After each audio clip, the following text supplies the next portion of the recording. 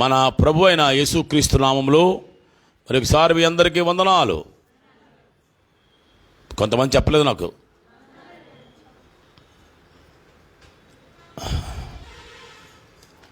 వందనములు.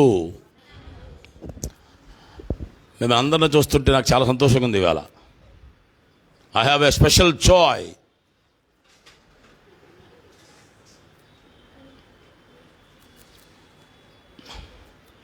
పనిలేని మంగళోడు ఏం చేశాడంట,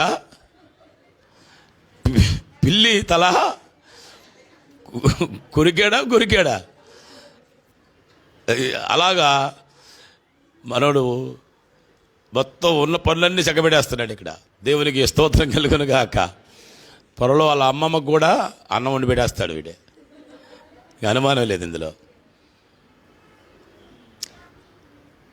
రుతమ్మకి ఒక మంచి పేరు వచ్చింది. అమ్మా, ఈ ముసలితనంలో భలే ఎత్తుకుని తిరుగుతున్నావు. ఎవరినే? ఓబేదుని ఎత్తుకు తిరుగుతుంది, బోయోజు కొడుకుని. ఏమి సలాగిచ్చారు తెలుసామని? పిల్లల్ని ప్రేమించండి దయచేసి, పిల్లలందరినీ ప్రేమించండి, చిన్నపిల్లల్ని. నాకు మీకులాగా పిల్లల్ని ఇలా కౌగులించుకుని వదిలి తీసుకుని అలా ముద్దాటం రాదు నా, కానీ ఏ పిల్లల్ని చూసినా నాకు సంతోషమే, ముద్దే. వాళ్ళు ఏ పిల్లలైనా సరే. అంతకుముందు కొంతకాలం కొంతమంది పిల్లల మీద ఉండేది. ఇప్పుడు రాను రాను నాకు దేవుడు ఏం చేశాడంటే ఇలా కనువిప్పు కలిగిస్తున్నాడు. రాను రాను ఏం చేస్తున్నాడు? నాకు కనువిప్పు కలిగిస్తూ, అసలు భూలోకములో పుట్టిన ఏ పిల్లలైనా మన దేవుడి వల్లే పుట్టారుగా. అయితే వాళ్ళు పేదలని మనం వదిలేద్దామా? చెప్పండి, వాళ్ళు ఇంకేదో అని వదిలేద్దామా? వదిలేబద్దాం అనుకుంటున్నాం, కానీ వదలలేకపోతున్నాం. వదలటానికి వీల్లేదు. ఎందుకంటే పిల్లలని మనం ప్రేమించాలి. యేసుప్రభువు అన్నాడు, పిల్లలను నా యొద్దకు రానీయుడి.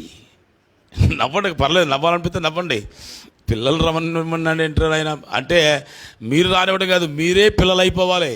మన పాస్టర్ మోజేస్ గారు ఏం చెప్పారు వాళ్ళ వర్తమానం? చిన్న వర్తమానమే. ఆయన నిన్న కూడా నాకు మ్యారేజ్ డేని ఒరే పనిలో పని వచ్చింది. మాకు 33 ఏళ్ళు అయ్యి 34 సంవత్సరం వచ్చింది. మ్యారేజ్ హ్యాపీ మ్యారీడ్ లైఫ్ అని అనరంటారు నాయన. అన్నీ అడిగి చెప్పించుకోవాల్సి వస్తుందండి తండ్రి. ఆయన ఫోన్ చేసి గంట సేపు మాట్లాడి ఎక్కడెక్కడికో తీసుకుపోయి, నేను అన్నాను, మీరు ఇచ్చిన ఆ మాట నన్ను ఎత్తుకుందండి, నేను కూడా చిన్నబిడ్డల వంటి వాడిని అయిపోవాలని నాకు ఆయన సమర్పణ వచ్చిందండి. ఎంత పెద్దోళ్ళం అయిపోయినా చిన్నపిల్లగా అయిపోతే ఆ పరలోక రాజ్యం కావాలి కదా నాకు అని పిల్లగా ఉండిపోతామండి అన్నట్టు చెప్పాను. చెప్తే చాలా సంతోషమైంది. నేను ఎందుకు ఈ మాట చెప్తున్నానంటే, మన జీవితాల్లో ఏ ఇంటిలోనైనా సరే పిల్లలు లేకపోతే ఇంకా సందడి ఏముందండి? అసలు ఇంట్లో పిల్లలు లేకపోతే ఇంకేమనుందా? అందుకనే బైబిల్ ముందు చెప్పింది 108వ కీర్తనలో, నీవు నీ పిల్లలను చూచెదవు. నాకు పిల్లలు సరిపోతారులేండి అని అనుకుంటున్నావా? ఏమా ఆశీర్వాదం అంటే అలా ఉండదు. డబల్ బ్లెస్సింగ్ ఉంది 108వ కీర్తనలో. ఆశీర్వాదం ఏంటంటమ్మా? నీ పిల్లలను చూస్తేనే ఆశీర్వాదం. మాకు ఆశీర్వాదం కావాలని మేము ప్రార్థన చేస్తున్నాం. మీకు ఎవరికైనా కావాలా? చేతులు పైకెత్తండి. మా పిల్లలకి పెళ్ళిళ్ళు అవ్వాలి, పెళ్ళైన పిల్లలకి పిల్లలు కావాలి, ఉన్న పిల్లలు సరిపోరు, ఇంకా ఎక్కువ మంది కావాలి అనుకుంటే చేసేయండి. ఇక ఎవరి మీద వేసారు చెయ్యి? నీ భారం యెహోవా మీద మొమ్మంటే నీ చెయ్యి ఆయన మీద వేయమని. ఆ రామనారాయణ గారు చేతులు పైకెత్తావా? ఆమె ఎత్తుకుంటుందిలేండి అన్నట్టున్నావేంటి? ఆమె తరపున నువ్వు కూడా ఎత్తు. దేవునికి స్తోత్రం. అదిలే నీ కొడుకు దూరంగా ఉన్నాడు, ఆ మొక్క బలం సరిపోవట్లే. ఇక్కడ మీరిద్దరు చేతుల పైకెత్తండి. త్వరలోనే కవల పిల్లలు వచ్చేస్తారు దెబ్బతో. గట్టిగా స్తోత్రం చెప్పండి. హల్లెలూయా. దేవుడు మహిమ అలా ఉంటుంది. మరి లేట్ అయిందంటే లేటెస్ట్గా ఉంటుంది. చాలా సంతోషం. మన సంఘంలో ఇంకా 4-5 పెళ్ళిళ్ళు అవ్వాలి, అయిపోయిను గాక. ప్రేమ కూడా అయిపోద్దని ఆశ నమ్ముతున్నారా? నమ్మేయండి. స్తోత్రం. మా ఇంట్లో 5 పెళ్ళిళ్ళు అవ్వాలి. మీ ఇంట్లో ఎన్ని అవ్వాలి? ఎవరికాళ్ళకి 1, 2, 3 ఉన్న మా ఇంట్లో 5 అవ్వాలి. మా అన్నయ్య గారు 2వ కొడుకు అమెరికాలో ఉన్నాడు, వన్య, వాడికి అవ్వాలి. వాడు పెద్దోడు. తర్వాత దీనా యుగాండాలో ఉంది, ఆఫ్రికా ఖండంలో. ఈ మధ్యన వచ్చింది, మళ్ళీ వెళ్తుంది. ఆమెకు అవ్వాలి. తర్వాత ప్రేమకు అవ్వాలి. ప్రేమ తర్వాత 10 రోజులు చిన్నోడు జాషువా కవ్వాలి, ప్యూలా కవ్వాలి. ఎవరికి ముందు ఎవరికి వెనకాల మనకు తెలదు, మొత్తం మీద అవ్వాలి. మేము ఐదు పెళ్ళి కోసం కనిపెడుతున్నాం మా కుటుంబం అంతా. మరి మీ ఇంట్లో కూడా పెళ్ళిళ్ళు అవ్వాలంటే చేతులు పైకెత్తండి మళ్ళీ ఒకసారి. పెళ్ళిళ్ళు అవ్వాలి మా ఇంట్లో. మా పెళ్ళైన పిల్లలకి పిల్లలు కావాలి. మా పిల్లలకు మేము చూడాలి, పిల్లలు మేము చూడాలి. హల్లెలూయా, హల్లెలూయా. నమ్మండి, ఇదంతా మన కోసమే. బైబిల్ ఎందుకు రాసాడు మనకి? మనం నమ్మి తీసుకోవాలి. అందరూ చేతులు దించేసినా రూతమ్మ దించట్లేదు. చాలా మొత్తం మీద కరాఖండిగా ఉంది, సంతోషం. ఇంకా పెళ్లి కాపోయిన బాబీకి జీవరత్నం 2 చేతులు పైకెత్తి అలాగే ఉంచేస్తున్నాడు. అంటే ఒకటేమో ఆడికి పెళ్ళి అవ్వాలని, ఒక మనవడం మనం ఇస్తే సరిపోద్ది, మేము వాళ్ళతో ఆడుకుంటాం ప్రభు, ఇంట్లో పడలేకపోతున్నాం అన్నట్టు కూడా ఉంటుంది లోపల అర్థం. 2 చేతులు పైకి ఎత్తేసాడు. అందరూ సరదా సంతోషంగా ఉండండి. హల్లెలూయా. సమాధానంగా ఉండండి. హల్లెలూయా. దేవుని బిడ్డలారా, ఏడ్చువారితో ఏడవాలి, నవ్వువారితో నవ్వాలా. స్తోత్రం చెప్పినప్పుడు అందరూ స్తోత్రం చెప్పాలా. చదువుతున్నప్పుడు అందరూ చదవాలా. వింటున్నప్పుడు అందరూ వినాలా. చప్పట్లు కొట్టినప్పుడు అందరూ చప్పట్లు కొట్టాలా. చేతులు అందరూ చేతులు ఊపాలా. మనందరం కలిసి ఒకటే చేస్తే దాన్ని ఏక మనసు అంటారు. గట్టిగా స్తోత్రం చెప్పండి. హల్లెలూయా. మన రవి పెద్ద కొడుకు హీరో అయిపోతాడు ఇక్కడ. తెలిసే మీకు ఆ విషయం? లేడు వెళ్ళే గంతులేస్తాడు, నా నమ్మకం అది. వేస్తాడు, అద్భుతం. చిన్నోడు వేస్తున్నాడు ఆల్రెడీ. ఆడు మాబోయ్, ఆడు మామూలుగా మా చిన్నోడు, ఆడు హీరో ఆఫ్ ద హీరో. చిన్నోడు పెద్దోడు కూడా హీరో అవుతాడు. నమ్మండి, మన పిల్లలు బాగుపడతారు, ఇక్కడ బాగుంటారు. నీ పిల్లలు ఎలా ఉంటారు? నీ భోజనం పాల చుట్టూ ఒలివ మొక్కల వల్ల ఉంటారు. ఎందుకని? నువ్వు మందిరంలో ఉంటావు కనుక. యెహోవా యందు భయభక్తులు కలిగి ఉన్నావు అనుకో, నువ్వు ఎలాగుంటావు? నువ్వు బాగుంటావు, నీ భార్య బాగుంటుంది, నీ పిల్లలు బాగుంటారు. హల్లెలూయా. నీ పిల్లలను చూస్తావు. దేవునికి స్తోత్రం. ఆ విధంగా మన కుటుంబాలన్నింటినీ దేవుడు ఆశీర్వదించునుగాక.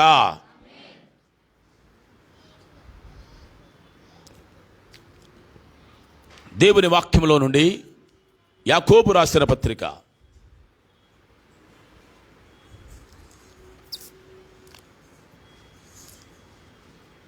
5వ అధ్యాయము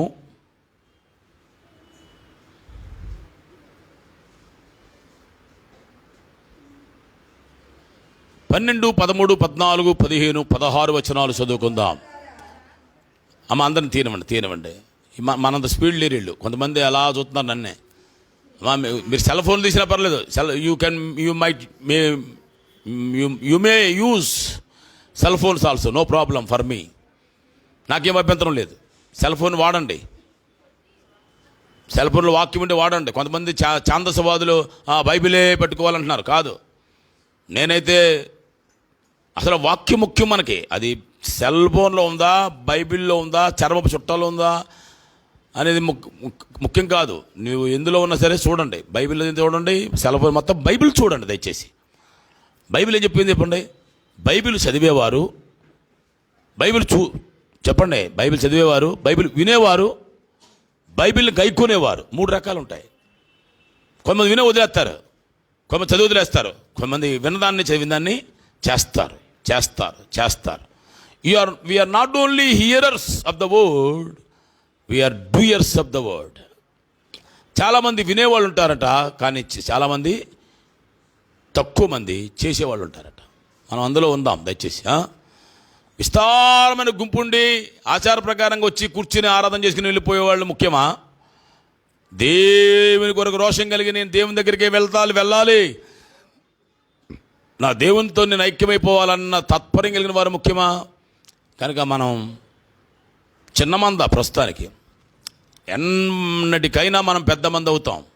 ఎన్నటికైనా దరిదాపుల్లో ఉంది అది. ఏం చేస్తాడో తెలియదు ఆయన. మన ఆత్మ మనకిస్తాడు. మనం ఎవరిని ఆత్మలు దొంగిలి చెప్పని మనకు లేదు.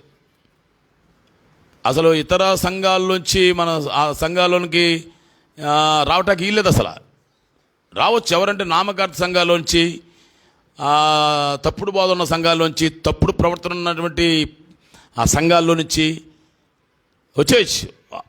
మేము పిలవకూడదు, ఎవరికాళ్ళు వచ్చేయచ్చు. కానీ రక్షణ ఆత్మ కలిగి మనలాంటి అనుభవం కలిగిన సంఘాల్లో ఉన్న వారు ఎవరు కూడా మరి వేరే ఏ కారణం చేత కూడా మన దగ్గర రాకూడదు.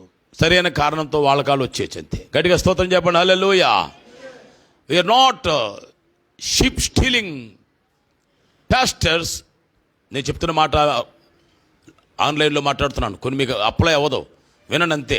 Just hear I'm speaking to viewers and pastors too. There are so many pastors. You need to realise you can't steal the sheep of other churches అని మీకు ప్రకటిస్తున్నా. చదువుతారా ఎవరైనా? ఇప్పుడు ప్రశాంతంగా చదవండమ్మా.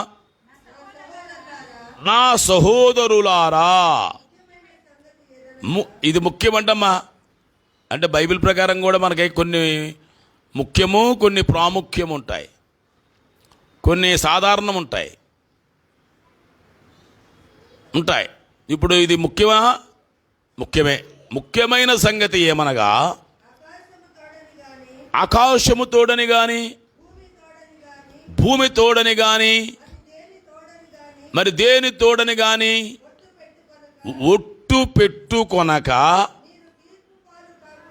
మీరు తీర్పు పాలు కాకుండానట్లు అవునంటే అవును, కాదంటే కాదు అని ఉండవలెను.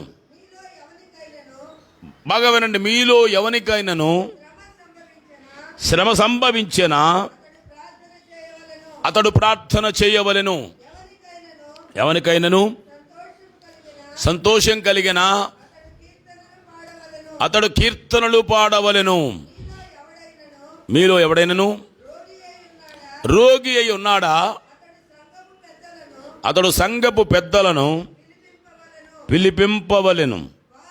వారు ప్రభువు నామమున అతనికి నూనె రాచి, అమ్మ అక్కడేముంది? రాచి అనుందా, రాసి అనుందా? రాచి రాచి రాచి రాచి ప్రార్థన చేయవలను. అంతేనమ్మా? అంతేనంటారా? నూనె రాచి ప్రార్థన చేయవలను, కానీ ప్రార్థన చేసి నూనె రాయవలన లేదుగా. ప్రార్థన చేసి నూనె రాయవలను కాదు, నూనె రాచి ప్రార్థన చేయవలెను. విశ్వాస సహితమైన ప్రార్థన ఆ రోగిని స్వస్థపరచును. ప్రభువు అతని లేపును. అతడు పాపములు చేసిన వాడైతే పాప క్షమాపణ పొందును. బాగా వినండి, బాగా వినండి. మీ పాపములను ఒకనితో ఒకడు ఒప్పుకొనుడి, మీరు స్వస్థత పొందినట్లు ఒకని కొరకు ఒకడు ప్రార్థన చేయుడి. చాలు.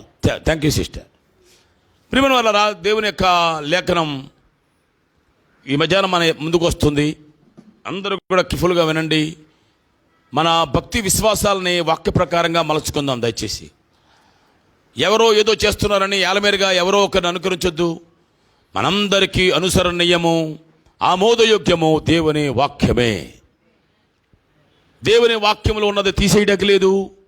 దేవుని వాక్యానికి ఏదైనా కలపడానికి కూడా వీలు లేదు. కలిపితే ఏమవుతుందో బైబిల్ చెప్పింది, తీస్తే ఏమవుతుందో కూడా బైబిల్ చెప్పింది. అంచేత మనం చాలా బహుజాగ్రత్తగా ఉండాలి. ఇక్కడ మనం చదువుతున్నటువంటి లేఖనాన్ని యాకోబు గారు రాశాడు. యాకోబు అనగా న్యూ టెస్టిమెంట్లో జేమ్స్ అన్నారు, అదే ఓల్డ్ టెస్టిమెంట్లో జాకబ్ అన్నారు. యాకోబు గారు ఆ రోజు ఇస్సాకు గారు పేరు పెట్టాడుగా, తన కొడుకు ఏమని పెట్టాడు? రే నువ్వు చిన్నోడురా యాకోబువి, నువ్వు పెద్దోడురా నువ్వు యాషావు అని పెట్టాడుగా. ఆ రోజు నుంచి ప్రపంచంలో కొన్ని కోట్ల యాకోబులు వస్తూ వచ్చారు ఇప్పటి వరకు. ఆ పేరు ఎక్కువగా అనేక మందికి ఉంది. మా నాన్నగారికి కూడా ఆ పేరు ఉండేది.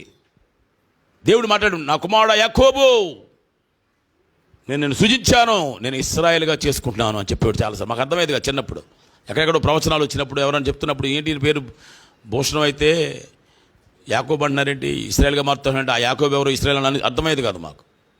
ఇప్పుడు నేను చెప్పేది ఏంటంటే, మీకు యాకోబు అనే నామము ప్రపంచమంతటా చాలామందికి ఆ పేరుంది.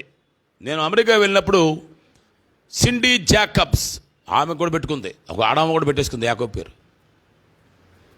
మంచి పవర్ఫుల్గా వాడబడుతుంది ఆమె.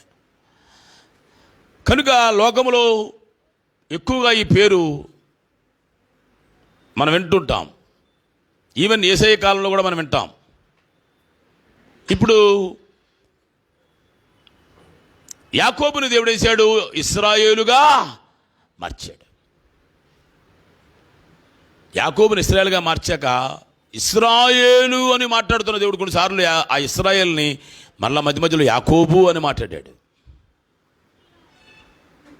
అది రెండింటికి అర్థం ఉంది, ఇప్పుడు సమయం కాదు. కనుక నీ జీవితంలో, నా జీవితంలో యాకోబు గారు అనగానే ఈయన ఎవరు అని తెలుసుకోవాలి. ఈ యాకోబు గారు ఎవరంటే యేసు ప్రభు వారి యొక్క తమ్ముడు.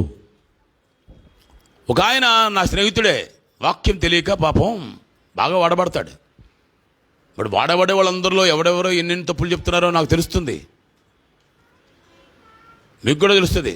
ఆత్మలో బాగా వివేచించండి. మరియమ్మ గారికి ఇంకా మళ్ళీ పిల్లలు పుట్టలేదు, ఆమెను దేవుడు అలా హోలీగా ఉంచేశాడు. యేసుప్రభు పుట్టిన తర్వాత ఇంకా మళ్ళీ పిల్లలు పుట్టక ఇల్లు ఆమెను అలాగే హోలీగా ఉంచాడు అంటున్నాడు. తెంగర ప్రసంగాలు అంటారు. బహుశా ఆయన కూడా వింటాడు తర్వాత. ఆయన ఎక్కడ చెప్పాడో నేనే డైరెక్ట్ చెప్పాలనుకున్నాను, మళ్ళీ కుదరలేదు. తెంగర ప్రసంగాలు చేయకూడదు వాక్యానికి. ఏమన్నారు మార్క్సు వార్తలో?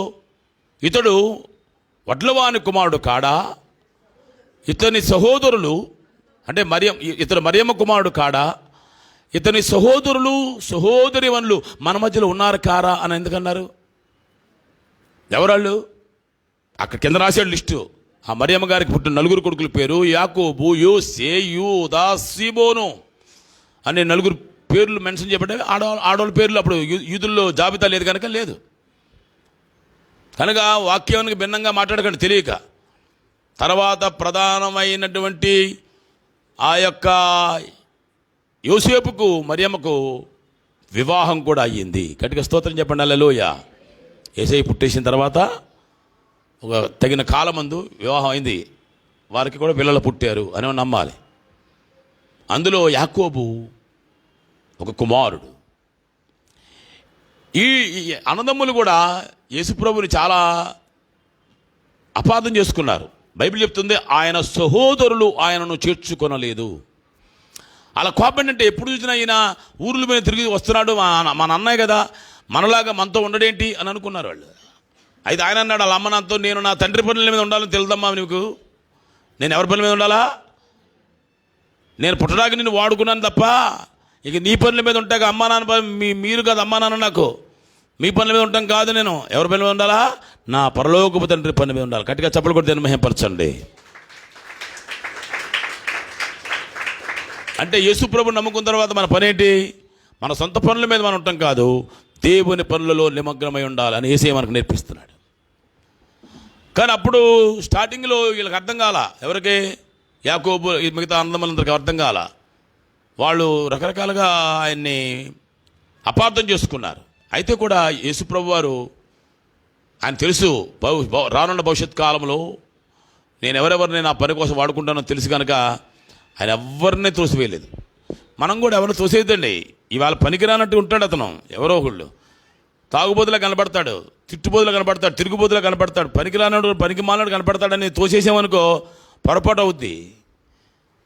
అసలు యేసుప్రభు మంటాడు ఏంటి? నా ఎద్దకొచ్చేవాడు నేను ఎంత మాత్రమో తోసివేయనన్నాడు. కనుక నువ్వు తోసేసినంత మాత్రం ఆయన తోసేయడు. ఆయనకు ఒక ఆలోచన ఉంటుంది ప్రతి మానవుని పట్ల. ఆయన టైంలో వాళ్ళని ఏం చేస్తాడు? నీకే ఆశ్చర్యం కలిగించేటట్టుగా మార్చేసి మళ్ళీ మన మధ్యలో వాడుకుంటాడు. గట్టిగా స్తోత్రం చెప్పండి. ఇప్పుడు ఈ పిల్లలు ఎవరొస్తున్నారు ఉన్నారు కదా, నేను గద్దిస్తున్నాను, మీరు గద్దించకూడదు. మీరు ప్రేమించడమే. మీ పిల్లలకు కోపం రాకుండా పెంచడమే. మీరు ఏం చేయాలి? మీ పిల్లలకి కోపం రాకుండా పెంచడమే. కానీ నేను గద్దించానంటే వాక్యంతో ఎందుకు గద్దిస్తున్నాను? ఎప్పటికైనా ఆ గద్దింపు వారికి తైలాభిషేకం అవ్వాలని. ఇప్పుడు పనికిరానట్టున్నారు, కానీ వీళ్ళు ఎవరొస్తారు ఏమవుతారు తెలుసా? రేపు ఈ సంఘానికి బలమైన మూల స్తంభాలు అవుతారు. గట్టిగా స్తోత్రం చెప్పండి. కనుక డోంట్ నెగ్లెక్ట్ సంబడి. ఈ యాకోబు గారు యేసుప్రభు వారు చనిపోయేదాకా ఆయన యాక్సెప్ట్ చేయలే. యేసుప్రభు వారు చనిపోయేటప్పటికీ వాళ్ళ కనువిప్పు కలిగింది. అయ్యో, ఈయన అందరిలాగా మా బ్రదర్ అనుకున్నాం, ఈయనేంటి ఇంత ఘోరమైన శిక్ష, ఈ ఘోరమైన శిలువ అనుభవం ఎలా పొందుతున్నాడేంటి అని ఆయన చెప్పిన మాటలన్నీ జ్ఞాపకం చేసుకున్నారు. ఆయన ఒక మాట చెప్పాడు, ఎవరు నా తల్లి, ఎవరు నా సహోదరులు, ఎవరు నా సహోదరులు, నా వాక్యం విని ఆ ప్రకారంగా చేయవారే నా తల్లి, నా సహోదరి, నా సహోదరులు అని చెప్పాడు. ఆ మాటలన్నీ వాళ్ళకి రియలైజ్ అయినాయి. అవును, ఈయన దేవుని కుమారుడు. దేవుడు, మనం పొరపాటు పడ్డాం, మనకంటే ముందు పుట్టాడు కనుక మనలాంటి వాడు అనుకున్నాం, మనతో లేడేంటి అనుకున్నాం. మన కోసమే కాదు, ఈయన అందరి కోసమని అనుకుని అనేవాడు మేడగదిలోకి వచ్చేసాడు. చెప్పబడిన మహిపచనలలోయ. యేసుప్రభు వారు ఆరోహణం అయిపోతుంటే 500 మంది ఉన్నారంట. ఒలివలు కూడా ఎంతమంది ఉన్నారమ్మా? 500 మంది నిలబడి ఉన్నారంట. అందులో వీళ్ళు ఉన్నారు. వీళ్ళుండి వాళ్ళ అమ్మ ఉంది అక్కడ, వాళ్ళ సిస్టర్స్ ఉన్నారు అక్కడ. అందరూ ఆశ్చర్యంగా చూస్తున్నారు. ఈయన చివరి మాటలు చెప్పి అలాగున్న మేఘం మీద అలా వెళ్ళిపోతున్నాడు. ఆయన ఆకాశానికి ఆరోహణమై వెళ్ళిపోతున్నాడు.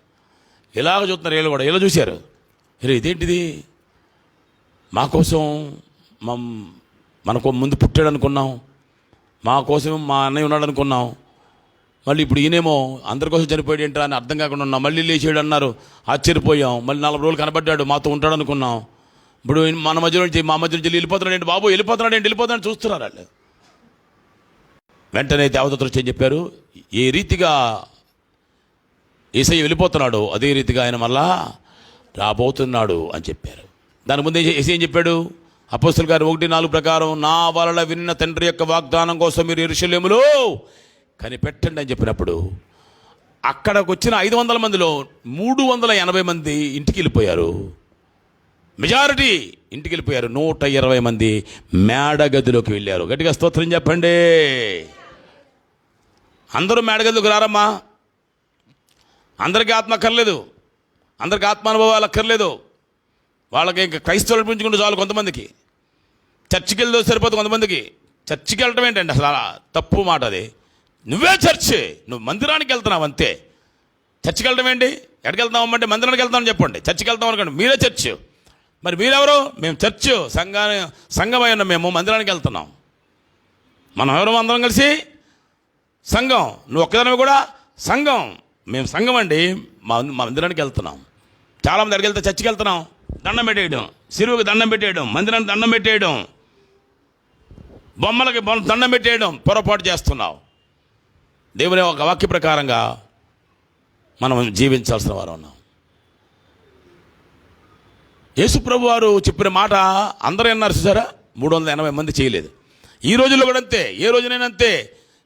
అనేక మంది వింటారు కానీ చాలామంది చెయ్యరు. అందుకే బైబిల్ చెప్తుంది, పిలువబడిన వారు అనేకులు, ఏర్పరచబడిన వారు కొందరే. అందులో నువ్వు ఉంటే నీ యొక్క ధన్యత ఎంత ధన్యత ప్రియులరా. గుండె మీద చేపించుకుని, ప్రభువా మేము ఏర్పరచబడిన వారిలో ఉండాలయ్యా. క్రీస్తులో మనల్ని ఏర్పాటు చేసుకున్నాడంట దేవుడు. క్రీస్తులో జగత్ పునాదికి ముందే మనల్ని క్రీస్తులో ఏర్పాటు చేసుకున్నాడంట. నువ్వు ఏర్పాటులో ఉంటే నీ ధన్యత ఎంత గొప్ప ధన్యతో అందరూ చెప్పుకోండి, నేను ధన్యురాలని, ఎందుకంటే నేను ఏర్పరచబడిన దాన్ని. నమ్మకం ఉండాలా. మాట్లాడలేదండి బాబు, మేము పిలువబడ్డామండి బాబు, మాకు ఏర్పాట్లు లేవనుకున్నారా ఏంటి? అలా ఉంటే నేనేం చేయలేను. ఎవరికి వాళ్ళకి మీ నిశ్చత మీకు ఉండాలి. నేను ఇవ్వలేను మీకు అనిశ్చత. నేను అనుకుంటున్నాను నేను ఏర్పాట్లో ఉన్నాను. దేవుని యొక్క వాక్య ప్రకారంగా ఆ 120 మంది మేడగదిలోకి వెళ్తే ఆ 120 మందిలో ఎవరున్నారు చెప్పరంటే? యాకోబు గారు ఉన్నారు, వాళ్ళ అన్నదమ్ములు ఉన్నారు, అక్క చెల్లెలు ఉన్నారు, వాళ్ళ అమ్మగారు ఉన్నారు. అమ్మ మరియమ్మ, ఆత్మ వలన ఆయనకు అన్నావు కదా, మళ్ళీ ఇక్కడికి వచ్చావమ్మా, ఆత్మ వలన కంటే సరిపోదు బాబు, నేను కూడా ఆత్మ పొందాలా. వచ్చేసింది మరియమ్మ, అక్కడ వచ్చింది, మేడగదిలోకి వచ్చేసింది. నాకు కూడా ఆత్మ కావాలా. పొందిందా? 120 మందికి వచ్చిందా ఆత్మ? వచ్చింది. అంటే మరియమ్మ మీదకి వచ్చిందా? వచ్చింది. యాకోబు మీదకి వచ్చిందా? వచ్చింది. Total change. ఏ వ్యక్తి మీదకి పరిశుద్ధాత్మ వస్తాడో ఆ వ్యక్తి జీవితము మార్చబడుతుంది. అందరూ స్తోత్రం చెప్పండి, హల్లెలూయా. అందుకే నీకు వాక్యం ఒకటి వస్తే సరిపోదు, రక్షణ కూడా వస్తే సరిపోదు. నీ మీదకి ఏమి రావాలా? ఆత్మ రావాలి. సో ఇప్పుడు ఆత్మ వచ్చిన తర్వాత అయ్యగారు పికప్ అయిపోయాడు. చాలా తక్కువ కాలంలోనే యెరూషలేములో సంఘం 3,000 నుంచి 5,000 అయింది, 5,000 నుంచి 20,000 అయిపోయింది. అప్పుడు అన్నారు 20,000 మంది సంఘం ఉంది కదా, ఈ సంఘానికి 7 పరిచారకులను ఏర్పాటు చేద్దామని చెప్పారే. ఆ 7 పరిచారకులను ఏర్పాటు చేయకముందు ఆ సంఘానికి అధ్యక్షుడిగా యాకోబుని పెట్టారు. గట్టిగా స్తోత్రం చెప్పండి హల్లెలూయా. సంఘానికి అధ్యక్షుడు ఎవరు? మొదటి ప్రెసిడెంట్ గారు ఎవరు? యాకోబే.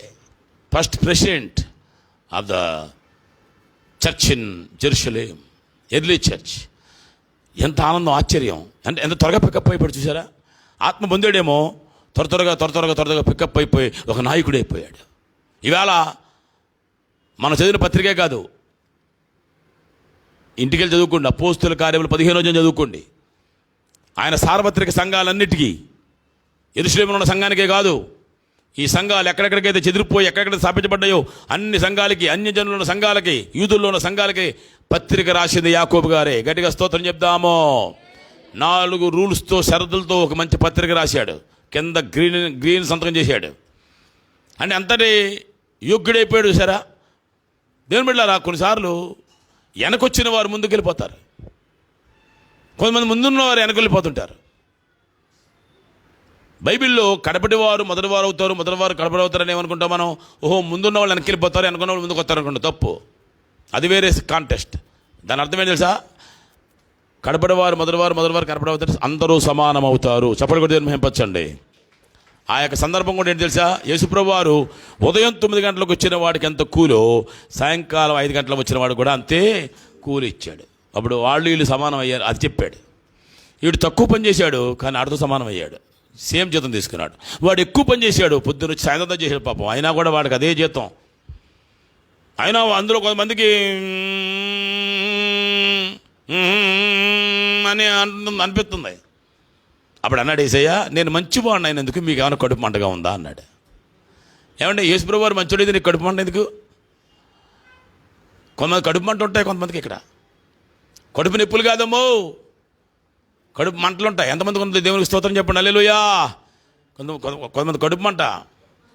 ఎవడన్నా బాగుపడితే కడుపు మంట, ఎవడన్నా మంచి బట్టలు కట్టుకుంటే కడుపు మంట, ఎవడన్నా మంచి ఇల్లు కట్టుకుంటే కడుపు మంట, ఎవడైనా మంచి ఉద్యోగం చేస్తుంటే కడుపు మంట, ఎవరికైనా ట్రాన్స్ఫర్ అయితే కడుపు మంట, ఎవరికైతే ప్రమోషన్ వస్తే కడుపు మంట, ఎన్ని మంటలో. ఎవడైనా కారు కొనుక్కుంటే కడుపు మంట, అమ్మా నాకు లేదు కనుక నీకుంటామేంటి అని కడుపు మంట, నేను ఇవ్వలేకపోయాను వాళ్ళు ఇచ్చేస్తున్నారు కడుపు మంట. అదేం కడుపు మంట అమ్మ తల్లే? చాలామంది కడుపు మంటలు ఉన్నాయి, కడుపులో ఉండిపోయిన మంటలో. ఎందుకు? పోనీ ఎవరైనా మనుషుల మీద పెట్టుకుంటే బాగుండు కడుపు మంట. ఎవరి మీద? యేసయ్య మీద పెట్టుకున్నారు. ఈ కడుపు మంట మనుషుల మీద కాదంట. ఎవరి మీదంట? యేసయ్య అన్నాడు కదా, నేను మంచివాడనైనందుకు మీకు కడుపు మంటగా ఉందా? బాబు ఎంత అన్యాయం జరుగుతుందండి బాబు. యేసుప్రభు వారు మంచిగా ఉంటే మనకు కడుపు మంట ఏంటి? ఆయన ఇష్టం. ఎవరిని నేను ఇయ్యగోరుదునో వారికి ఇస్తాను, పొందగోరు వానులనను ప్రయాసపడు వానులనను ఏమీ లేదు. కృప చూపించు, కనికరం చూపించు, నా వల్లనే ఇది జరుగును. గట్టిగా స్తోత్రం చెప్పండి హల్లెలూయా. ఎవరికి ఏమిచ్చి ఎవరిని ఎలా వాడుకోవాలని నిర్ణయించుకున్నాడు. ప్రస్తుతానికి నువ్వు ఏదో కనపడుతుంది చూసి కంగారు పడక. ఎవడికి ఎక్కువైనా లెవెల్ అయిపోతుంది, ఎవడికి తక్కువైనా లెవెల్ అయిపోతుంది. మొత్తం మీద ఎవరికి యేసయ్య అసంతృప్తిగా ఉంచడు. స్తోత్రం చెప్పండి. అంచేది యాకోబు గారు ఏంటంటే నిన్నగాక మన వచ్చిన ఆయన ఈయనంటండి ఇక్కడ మాకు అధ్యక్షుడు అని అనడం ఎవడైనా అండో. ఎందుకంటే ఆత్మ నడిపింపులో ఉన్నప్పుడు అది రాదిక. Yes is eligible. అపోస్తులే ఒప్పుకున్నారు, ఈజ్ ఎలిజిబుల్ ఫర్ ప్రెసిడెంట్.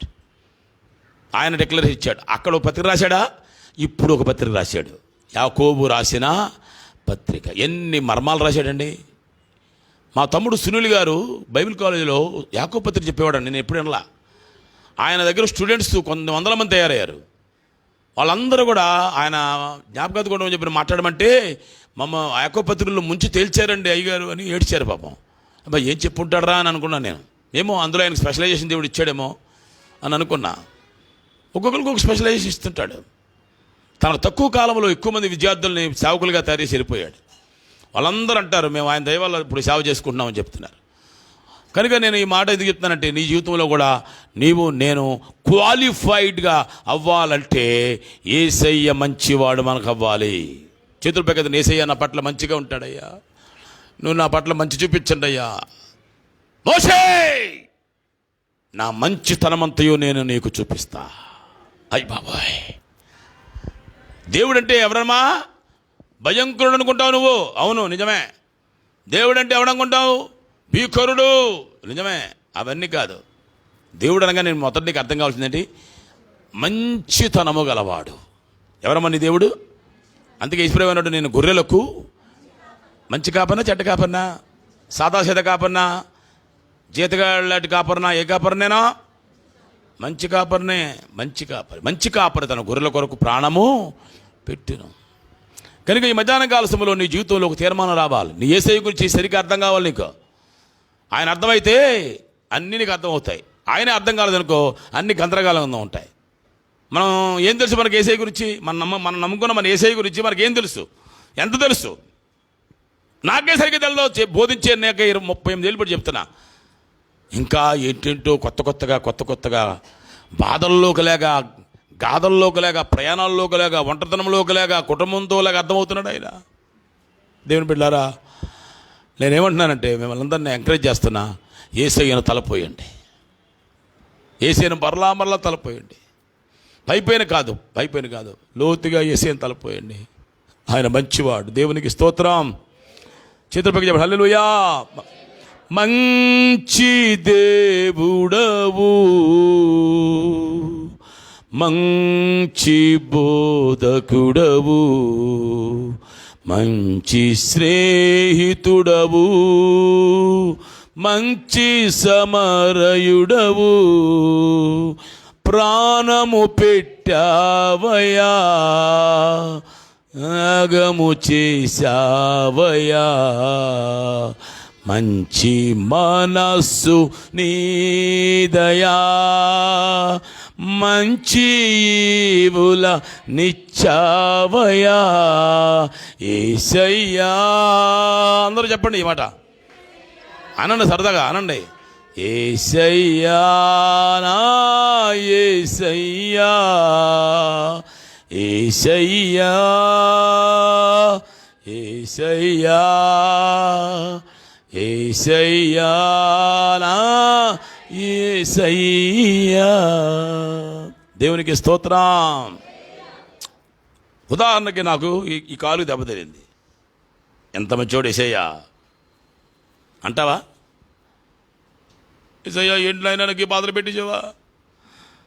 నీకు తెలవకుండా ఇంటికి రాలదండ నాయన, ఈ పెద్ద దెబ్బ కొట్టేసేవి తండ్రి అని అంటావా? లోపల అంటున్నావు, పైకి మాత్రం యేసయ్య మంచోడండి బాబా అన్నాగా, లోపల ఎక్కడో కడుపు మంట ఉంది నీకు. అమ్మా, మీరందరూ కూడా నాకు దెబ్బతిని ఏడుస్తున్నారు, బాధపడుతున్నారు, సంతోషం. కానీ దానికంటే ఓ పని చేయండి. యేసయ్య అందులో కూడా ఏదో మర్మం ఉందయ్యా, మాకు అర్థం కాదు కానీ ఏదో ఉంది మర్మం అని దేవుని దగ్గర కృతజ్ఞతాస్తుతులు చెల్లించండి. నేనైతే ఇలా ఎందుకు జరిగిందని ఏడవట్లా. నా కోసం నేను ఇంకా ఏడవట్లా. అసలు ఏంటి ఇందులో ఏం మర్మం పెట్టావు నాయన? దేనికోసం సిద్ధం చేస్తున్నావు? డైరెక్ట్గా అక్కడికైనా, లేక ఇక్కడే ఏదన్నా ఇంకా వెరైటీగా నీకోసం వాడబడ్డానుగా?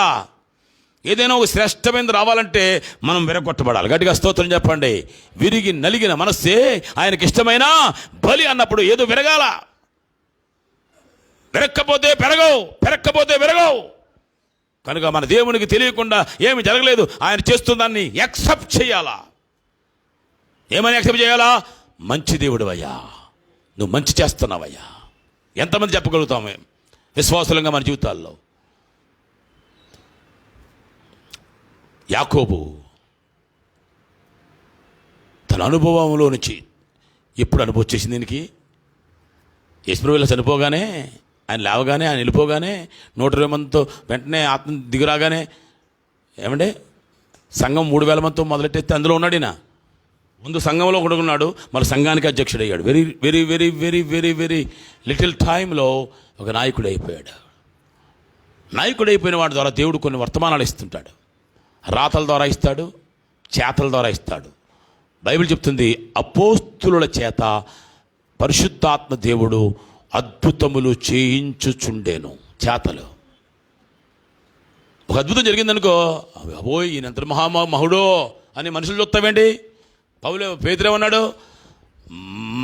మా భక్తి చేతనైనను మా శక్తి చేతనైనా ఇతను నడవడం మేమేదో శక్తి ఇచ్చినాడు మా వైపు చూస్తారంటయా.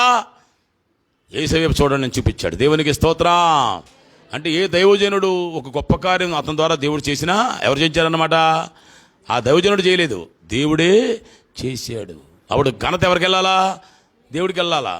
గౌరవం వెళ్ళొచ్చు, ఈ దైవజనుడు గౌరవం వెళ్ళొచ్చు, కానీ ఘనత ఎవరికి వెళ్ళాలా? యేసయ్యకి వెళ్ళాలా.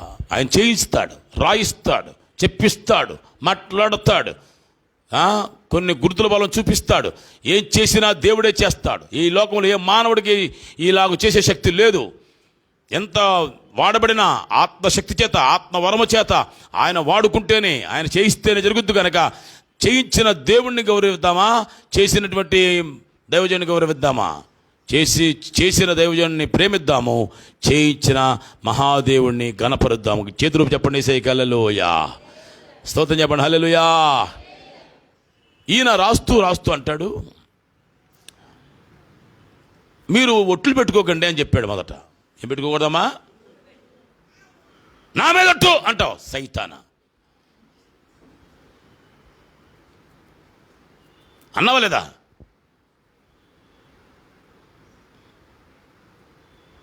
అంటే ఏంటి, అక్కడ నమ్మట్లేదాడు. అవతలోడు ఏం చేస్తున్నాడంటే, వీడు ఎట్రా బాబు ఎన్ని చెప్పినా కానీ, ఎన్ని రకాలుగా చేస్తున్నా కానీ నమ్మట్లేదని ఏమంటావు?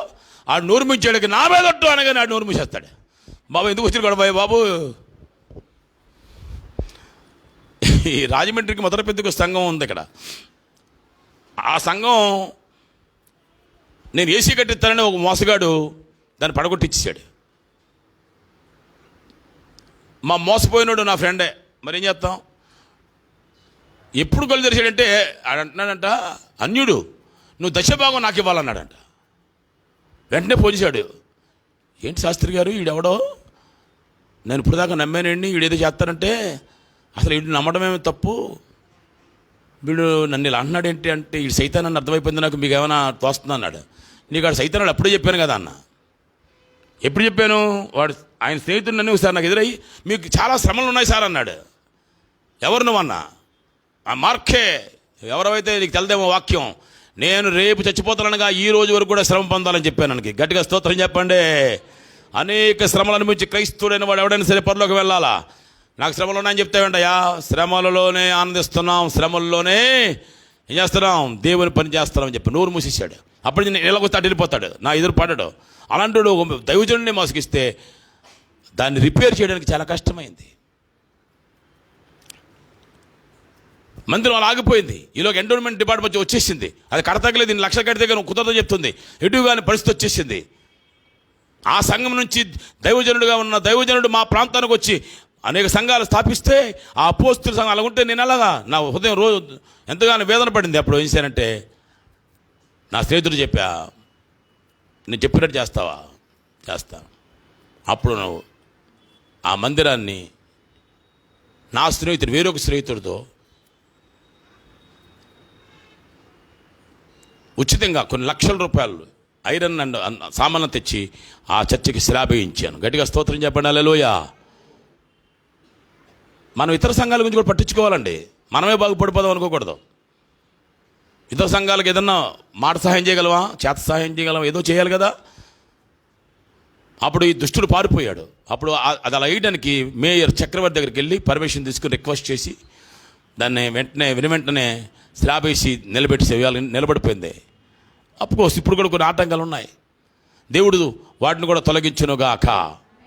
అందరూ చెప్పండి ఆమేన్, చెప్పండి ఆమేన్. ఈలోగా ఆ ఇద్దరు స్నేహితులకి నా ఇద్దరు స్నేహితులు గొడవ వచ్చింది. బాగా వినండి, స్నేహితులు కూడా గొడవ వస్తుంది. పౌలుకి బర్నబాకి గొడవ వచ్చింది. నీకు మీ అమ్మకి గొడవ వస్తుంది, మీకు మీ అబ్బాయి గొడవ వస్తుంది, నీకు మీ ఆవిడకి గొడవ వస్తుంది. నాకు గొడవ రాదు అనుకోగా వస్తుంది. అభిప్రాయ భేదముతో వస్తుంది. నువ్వేదో అనుకుంటావు, వాళ్ళు అనుకుంటారు. రెండు మ్యాచ్ అయినప్పుడు గొడవగా. రాదు అనుకోగా రానే వస్తే రానే, భయపడిపోగా. పరిష్కారం యేసే చేతిలో ఉంది. ఇప్పుడు పరిష్కారం నీ చేతిలో లేదు, ఎవరి చేతిలో ఉంది? ప్రతి సమస్యకు పరిష్కారం నా యేసయ్య చేతిలో ఉంది. గట్టిగా స్తోత్రం చెప్పు. వాళ్ళిద్దరికి గొడవ వచ్చింది. ఏంటంటే ఈయనేమో త్వరగా డబ్బులు ఇవ్వమంటాడు, నేను శాస్త్రి గారిని బట్టి ఇచ్చానండి, మీరు ఇంత లేట్ చేస్తే ఎలాగంటాడు. ఆయన అంటాడు నేను కూడా శాస్త్రి గారిని బట్టి తీసుకున్నాను, నేను ఇచ్చినప్పుడు తీసుకోమంటాడు. ఇచ్చినప్పుడు తీసుకోబట్టి వీడు ఎంతకాలం ఆగుతాడు? నెలసరాయి గారిని తీసుకుని వెళ్ళాం మధ్యవర్తిగా. నాకు ఈ సన్నివేశం మీకు చెప్పాలనిపిస్తుంది, సరదాగా నవ్వండి, ఏం కాదు. ఈయన మళ్ళా పదే నొక్కి ఒక్కరిస్తున్నాడు. నాకు ఎప్పుడు ఇస్తారు చెప్పండి అంటాడు. వాళ్ళ కంగారు పడకండి అని మధ్యవర్తులుగా నేను నరసరాయ గారు మధ్యవర్తులు చేసి నెమ్మదిగా కూల్ చేస్తారు. వాళ్ళకి కాదు ఇలాగ అటు ఇటు చెప్తున్నా. అంతలోకి నా స్నేహితుడు కొన్ని సడన్గానే పరిగెత్తుకుని నేను చచ్చిపోతున్నాను, నీ పేరు రా, చచ్చిపోతున్నాను లోపలికి వెళ్ళిపోయాడు. ఏంటిదే నవ్వకుండా ఉంటామేమో, రావలేనేమో. ఎవడైనా మనకి డబ్బులు ఇవ్వాల్సి ఉండి కూడా ఇవ్వకుండా వాళ్ళు లోపలికి పరిగెత్తుకెళ్ళిపోయి తలిపేసేసుకుని నీ పేరు రాసేస్తానని వెళ్ళిపోతే ఇంక మనకి బతికి ఎక్కడ ఉందిరా బాబు. ఏంటంట నీ పేరు రా, చచ్చిపోతానని వెళ్ళిపోయాడు పరిగెత్తుకుని. నరసరాయ గారు అన్నారు, అండి ఇది ఎందుకు వచ్చిన గొడవ, మనకి ఇది లేనిపోయిన గొడవ, మన పదవి వెళ్ళిపోదాం అన్నాడు. ఆయన భయం అయిపోయింది ఆయనకి, లోపలికి వెళ్ళి చచ్చిపోతాడే, ఎవరి పేరు రాస్తాడు ఏంటో అని. అంతలోకి ఈ డబ్బులు తీసుకోవాలి కదా, ఎవడో సామాన్లు ఇచ్చినాడు, డబ్బులు కావాలి కదా. బాబోయ్ నాకు ఎందుకు వచ్చిన గొడవ, నువ్వు డబ్బులు ఇచ్చి లేకపోతే మానే అని చెప్పి ఆడు పరిగెత్తుకెళ్ళిపోతున్నాడు. ఈడొకలాగా పరిగెత్తి లోపలికి తలిపేసుకుంటే, బాబు నీకు నీ డబ్బుకు దండమయ్యా అన్నాడు. నేను లోకంలో లేరులే, ఇద్దరు లేరు, అందుకు చెప్పుకున్నాను సరదాగా. ఇద్దరు లేరు పాపం, చాలా విచారం. వెళ్ళిపోయాడు. ఈయన పరిగెత్తికి వెళ్ళిపోతే మధ్యలో నేను నెలసన్ గారు నేను ఉన్నాం. ఈయన లోపల నుంచి బయటకు వస్తాడో తెలియదు, ఈయన బయటికి వెళ్ళిపోయిన లోపలికి వస్తాడో తెలియదు. ఆ టైంలో ఈ లోపల నుంచి బయటకు వచ్చాడు. అంత తెలియక చచ్చిపోయే రకం కాదు అది. నీకు వీడు విసిగిచ్చేస్తున్నాడని, ఒత్తిడి చేస్తున్నాడని ఏమన్నాడు, నీ పేరు రా, చచ్చిపోతాడు. లోపలికి వెళ్ళాడు, అంత తెలిసి చచ్చిపోతాడా? ఈ చిల్లర చచ్చిపోయే రకం కాదు. దేవునికి మహిమ కలుగునుగాక. కొంతమంది ఇలాగ మనల్ని బెదిరిస్తుంటారు, చాలామంది బెదిరిస్తుంటారు. మీరు కూడా ఉంటారు ఇందులో కొంతమంది. మీ ఆయన గారిని చాలా బెదిరించారు మీరు, పైకి కనపడరు కానీ మీరు మీ ఆయన గారిని కోపం వచ్చినప్పుడు నీ అర్థం నీ మాట చల్లలేదని నీ గ్యాస్ స్టవ్లో పడిపోతా, నేను ఫ్యాన్ కేసు వేసేసుకుంటా, ఎన్ని చిల్లర మాటలు చెప్పుంటావో. అర్థం వద్దమ్మా, వద్దు. మనం ఒక్కళ్ళకి కూడా అభ్యంతరంగా ఉండవద్దు. అందరూ స్తోత్రం చెప్పండి, హల్లెలూయా. సంతోషం చెప్పండి, హల్లెలూయా. కనుక మనందరం కూడా క్షణికమైన ఆవేశానికి గురి కావద్దు, తాత్కాలికమైన వాటికి ప్రాధాన్యత ఇవ్వద్దు, అసలు ఒట్టే పెట్టుకోవద్దు. యేసుప్రభు ఏం చెప్పాడు? మీరు గురువులని పిలవబడవద్దు. అప్పుడు నేను ఎవరికైనా గురువునా? నాకేమన్నా గురువు ఉన్నాడా? అసలు లోకంలో గురువులు ఉన్నారా? ఎవరు గురువు? పరమ గురువు యేసయ్యే. హల్లెలూయా. మీరు తండ్రులని పిలవద్దు. ఇవాళ ప్రసంగం అంతా అనేకమైన బోధకులకి వాళ్ళు నమ్ముకున్న సంఘాలకి వెళ్ళిపోతుంది. బోధకులు నమ్ముకున్న సంఘాలకి. ఏమంటే మీరు తండ్రులని పిలవద్దంటే ఎవడైనా నన్ను వచ్చి డాడీ అనొచ్చా? ఆడవాడు పాట రాశాడు, ఎత్తుకో నా డాడీ, నన్ను ఎత్తుకో నా డాడీ. ఒరే నువ్వు చాలా పెద్దగా ఉన్నావు రా, నేను ఎత్తుకోలేనని అంటాడు. మనుషులు ఎవడెత్తుకుంటాడు నిన్ను?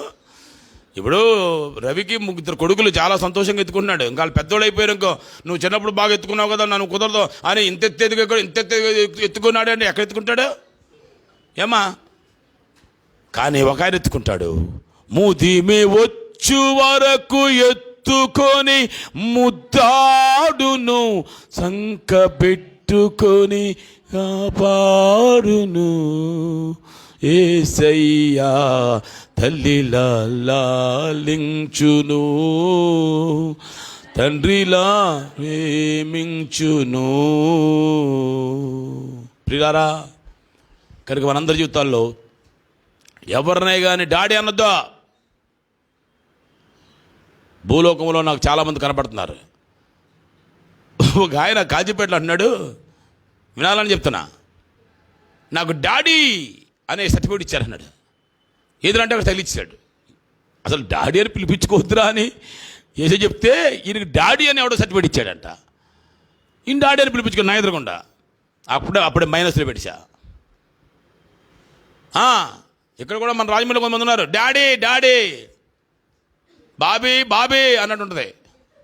అర్థమైందా? ఎవరు అనిపించుకుంటున్నారో నీకు? కొన్ని ఇంట్లో అలాగే ఇండైరెక్ట్గా ఇస్తుంటా, నువ్వు డైరెక్ట్గా అర్థం చేసుకో. గట్టిగా స్తోత్రం చెప్పండి. ఆ డాడీకి నేను మళ్ళీ మన ప్రార్థన చేసి వచ్చా. అయితే ఆ డాడీ కాదు, మన పరమ తండ్రి ఒక్కడే, ఆయన పరలోకమందు ఉన్నాడు. పొరపాటును కూడా ఎవరిని పడతాను డాడీ అనకండి, ఎవరిని పడతాను గురువులు అనకండి. యేసయ్య చెప్పాడు, తండ్రి ఒక్కడే మనకు తండ్రి. తండ్రి ఎలాగయ్యాడు మనకి? అసలు దేవుడైనా ఎప్పుడైతే యేసుప్రభుని నమ్ముకున్నామో మనం, ఆ దేవుడు మనకేమైపోయాడు? తండ్రి అయిపోయాడు. చెప్పలు కూడా మహిమపరచండి. ఆ దేవుడు మనకేమయ్యాడు? తండ్రి అయ్యాడు. యేసుప్రభు మాట చెప్పాడు, నా యొద్దకు వచ్చి నా కాడెత్తుకుని నా యొద్ద నేర్చుకొనుడి. అంటే నేర్పించేవాడెవడు? ఉపదేశించేవాడెవడు? బోధకుడెవడు? గురువు ఎవడు? యేసయ్యే. యేసయ్య తప్ప మరొక గురువు అనబడినవాడు ఎవడును లేడు. ఉదాహరణకి నేను కూడా అంటా అప్పుడప్పుడు, ఆయన మా గురువు గారని అంటాను. నేను చెప్పుకోవచ్చు, ఆయన అనకూడదు, ఈడు నా శిష్యుడు అనకూడదు. కనబడిలో ఈడు నా శిష్యుడు, ఆయన శిష్యుడు అని అనకూడదు మనం. అలాగే నువ్వు కూడా ఎవడు పడితే ఆయన గురువు అనకూడదు. బైబిల్ ఒప్పుకోదు. ఇక్కడ చెప్పాడు అదే. యాకోబు గారు చాలా కరెక్షన్ చేసుకుంటూ వస్తున్నాడు పైనుంచి, చివరికి వచ్చేసాడు. ఇక ఒట్టు పెట్టుకోకండి అయ్యా. ఇంకోటి అన్నాడు, మీ మాట అవునంటే అవును అంతే. నీ మాట ఎలా ఉంది? కాదంటే అవును, అవునంటే కాదా? ఏమ్మా పరిశీలించుకో ఒకసారి. అవునంటే కాదు, కాదంటే అవునా? ఎలా ఉంది నీ జీవితం? మాటలు రకరకాలుగా అప్పటికప్పుడే స్లిప్ అయిపోతున్నావు.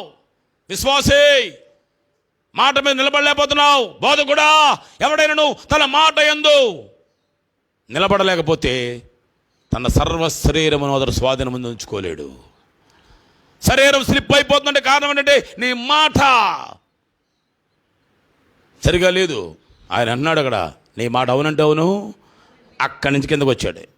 ఇంకా ఇవన్నీ కాదు నాకు అంశం. నేను మీకు అంతా ఉపోద్ఘాతం ఉన్నాను. ఈవేళ మీకు ఎక్స్ట్రా క్లాస్ ఉంది ఈవేళ.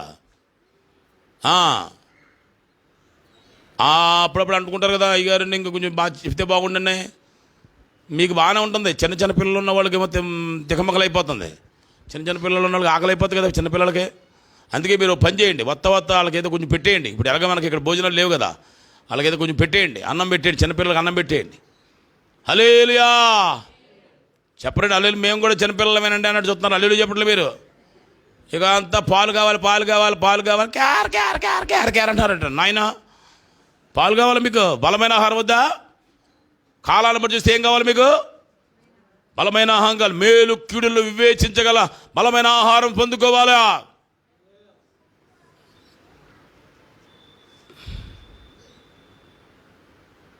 ఏమన్నాడైనా? మీలో ఎవరికైనా నువ్వు సంతోషము కలిగినా అన్నాడా? ముందేమన్నాడు? శ్రమ అన్నాడు. శ్రమ తర్వాత సంతోషం కదా. అంటే మనకి శ్రమ కలుగుద్ది, సంతోషం కలుగుద్ది. ఒప్పుకుంటారా? శ్రమ కలుగుతుంది, సంతోషం కలుగుతుంది. సంతోషం కలుగుద్ది, శ్రమ కలుగుద్ది. ఈ రెండు సైమల్టేనియస్గా మనతో వస్తానే ఉంటాయి. శ్రమ కలిగితేనేమో ప్రార్థన చేసుకోమన్నాడు. ముందేం చేసుకోవాలి మనం? ఇప్పుడు నాకు ఈ శ్రమ వచ్చింది కదా, నాకు అర్థం కావట్లేదు. ఈ చట్టంలో పడిపోయినట్టు నాయన ఎప్పుడు లేని గొడవ ఇది, ఎన్ని నెలల్లో అవుతుందో ఏంటో అర్థం కానప్పుడు ఏం చెప్తుంది? ప్రార్థన వస్తుంది. దేవుని స్తోత్రం. మామూలుగా ప్రార్థన చేసేది వేరు, నిజముగా మొర్ర పెట్టడం వేరు. అది వస్తుంది. ఇప్పుడు రాత్రి జాములందు నా ఆత్మ దేవునితో పరవశించి మాట్లాడుతుంది. నాకు ఏం జరుగుతుందో నా భార్యకి తెలుదో, నా కొడుకు తెలుదో, నాకే తెలుసు, నీకే తెలుసు. నీ బాధని నీ భార్య కూడా పంచుకోలేదు. అయ్యో అని పరిచయం చేస్తుంది, కానీ she cannot bear or share your burden or pain. భర్త కానీ, భార్య కానీ, పిల్లలు కానీ, తల్లిదండ్రులు కానీ మరి ఒక్కరి బాధను పంచుకోలేరు. నువ్వు పొందిన బాధను కొంచెం నేను తీసుకుంటానులే, అంతా నువ్వు పడలేకపోతున్నావు, నువ్వు సగం పొందు నేను సగం పొందుతానంట అంటానికి లేదు. అంతా ఏకాంబరం, నువ్వు ఒక్కడివే పడాలి. ఏంటమ్మా ఏకాంబరం? ఈ మాట చెప్పినప్పుడు నాకు రావణల గారు గుర్తొచ్చింది. ఏమనుకోకండి, ఆమె జీవితం అంతా ఏకాంబరంగా మారిపోయింది. ఇక ఇక ఆమెకి కొడుకుకి భార్య ఉంది, కూతురికి భర్త ఉన్నాడు, వాళ్ళకి పిల్లలు ఉన్నారు, వీళ్ళకి పిల్లలు ఉంటారు. నాకు ఇల్లున్నా లేకపోయినా నేను ఏకాంబరం యేసుప్రభుతోనే డైరెక్ట్ నాకు లింకు. మధ్యలో అడ్డంగా ఉన్నవాడు కూడా వేసాడు, తన దారిలో తను వెళ్ళిపోయాడు. నేను ఎవరిని ఇప్పుడు? ఏకాంబరాన్ని. సర్వచిత్తంబు నీదేరయ్యా అంటే ఏంటి అది? ఏంటమ్మా, నేను ఏకాంబరాన్ని. నేనే ఇనేవాడికి మతిపోవాలి. ఇప్పుడు ఆ ఏకాంబరం గాడు ఎవడరా బాబు మధ్యలో? అందరూ దేవునికి స్తోత్రం చెప్పండి, హల్లెలూయా.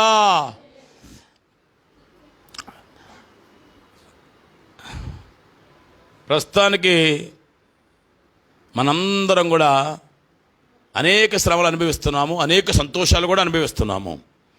నాకు సంతోషం లేదు నాన్న అనబాగా, తప్పు. నీకేదో సంతోషం ఉంది, అది దేవుడిచ్చింది. నీకు ఒక శ్రమ ఉంది, అయ్యో నేను అనుకున్నది ఇలా అవ్వట్లేదేంటి, ఎప్పుడు అవుతుంది, ఇంకెంతకాలం పడుతుంది, ఇలా అవుతుందంటావా, అసలు జరుగుతుందంటావా, జరగదంటావా, ఈ కష్టం ఏంటి, ఎంతకాలం అని నీకు అనిపిస్తుంది. దానికి ప్రార్థన చేసుకో. సంతోషం వచ్చింది, నా యేసయ్య ఉన్నాడు, నా సంఘం ఉంది, నాకు మందిరం ఉంది, నాకు వాక్యం ఉంది, నాకు సహవాసం ఉంది, నాకు దేవుడి రక్షణ ఉంది అని ఏం చేయాలి? సంతోషం వచ్చినప్పుడు ఏం చేయాలి? అప్పుడు హల్లెలూయా. ఎక్కడ వినబడాలా? నీతిమంతుని గుడారంలో నుంచి ఉత్సాహ సునాద గీతములు వినబడినా. నువ్వు పాడుకుంటుంటే ఇంట్లోకి కూని రాగలింది, ఏంటమ్మా బాత్రూమ్ కూడా పాటలు కూడా త్వరగా అంటాడు. నువ్వు రావో, నువ్వు ఏకాంబరంలోకి వెళ్ళిపోయావు. వెళ్ళిపోయి చేస్తున్నావు అక్కడ బాత్రూంలో కూడా పాటలే. నీ సంతోషం ఇంకోటికి అర్థమవుద్దా? నీ శ్రమ ఇంకోటికి అర్థం కానప్పుడు నీ సంతోషం కూడా ఇంకోటికి అర్థం కాదు. నీ కష్టం ఇంకోటికి అర్థం కానప్పుడు నీ సంతోషం కూడా ఇంకొకరికి అపార్థం అవ్వచ్చు. అయినా మానక కీర్తనలు పాడే దేవునికి స్తోత్రం. ఎన్నెన్ని రకరకాల రాగాలు మార్చి పాడాయి, మార్చేసాయి. ఇంకా రంగులు మార్చినట్టు మార్చే ఓసర వేలులాగా రంగులు రాగాలు మార్చేసి పాడేసాయి. తెగ పాడే. ఇప్పుడు ఇక్కడ అందరం పాడలేం కదా. సుధాకర్ గారు లేక ఎవరో మన కాంతారావు గారు పాడతారు, ఇక్కడ ధైర్యంగా మైకి ముందు నిలబడి పాడతారు. కొంతమంది తెగించి అయ్యగారు అలాగా పాడమంటున్నాడు కదని చెప్పేసి నేను రాకముందు ప్రార్థన చేసి మొదలెట్టేసి ఆళ్ళు పాడుకుంటున్నారు, సంతోషం ఆడవాళ్ళు. ఇక మనకు ఒక అవకాశం వచ్చిందండి, పాడాలని ఆశ ఉంటేనే వస్తుంది అది. కానీ అందరం పాడగలమా? మీకులాగా తెగించి పాడడానికి మాకు అంత ధైర్యం ఉందా? లేదు. అప్పుడు ఏం చేయాలా? బాత్రూముల్లో, కిచెన్లో, చెప్పండి, డైనింగ్ హాల్లో, రకరకాల రూముల్లో ఏంటేంటో పాటలు పాడేయాలి. దేవుని మహిమపరచడానికే బైబిల్ చెప్తుంది, స్తుతి యాగము చేసేవాడు దేవుని మహిమపరుస్తున్నాడు. నువ్వు పాడితే ఏమవుద్ది? దేవునికి మహిమ. కష్టంలో ప్రార్థన చేయి, శ్రమలో ప్రార్థన చేయి, కానీ ఏం చేస్తావు? సంతోషంలో మాత్రం ఎప్పుడు పాట. ఇక్కడ మనం ఎందుకు పాడుతున్నాం? వచ్చి మన సంతోషాన్ని ఎక్స్ప్రెస్ చేస్తున్నాం. యేసయ్యా నీ వల్లనే ఈ సంతోషం అయ్యా. సంతోషాన్ని యేసుప్రభువుకి మనం కలగజేయాలి. మీలో ఎవడైనా మనుషులు సంతోషపెట్టేవాడు అయ్యాడా, అతడు దేవుని దాసుడు అవ్వలేడు. మనం ఎవరిని సంతోషపెట్టాలా? దేవుణ్ణి సంతోషపెట్టాలి. ఎందుకు? ఆ దేవుడే నీకు సంతోషం ఇచ్చాడు. మీ ఆయన ఇచ్చాడనుకున్నావేంటి? లేదా మీ పాస్టర్ గారు ఇచ్చాడనుకున్నావా? కాదు. భూలోకంలో ఏ మానవుడు నీకు సంతోషం ఇవ్వలేడు, కానీ యేసయ్య ఎవరికైనా సంతోషం ఇస్తాడు. గట్టిగా స్తోత్రం చెప్దాం, హల్లెలూయా. అంచేత మనం ఏం చేద్దాం? ఈ మధ్యాహ్న కాల సమయం నుంచి ఏం చేద్దాం? శ్రమ వస్తే ప్రార్థన, సంతోషం వస్తే పాట. ఇప్పుడు ఆమె రింగు డాన్స్ చేస్తుంది ఇక్కడ.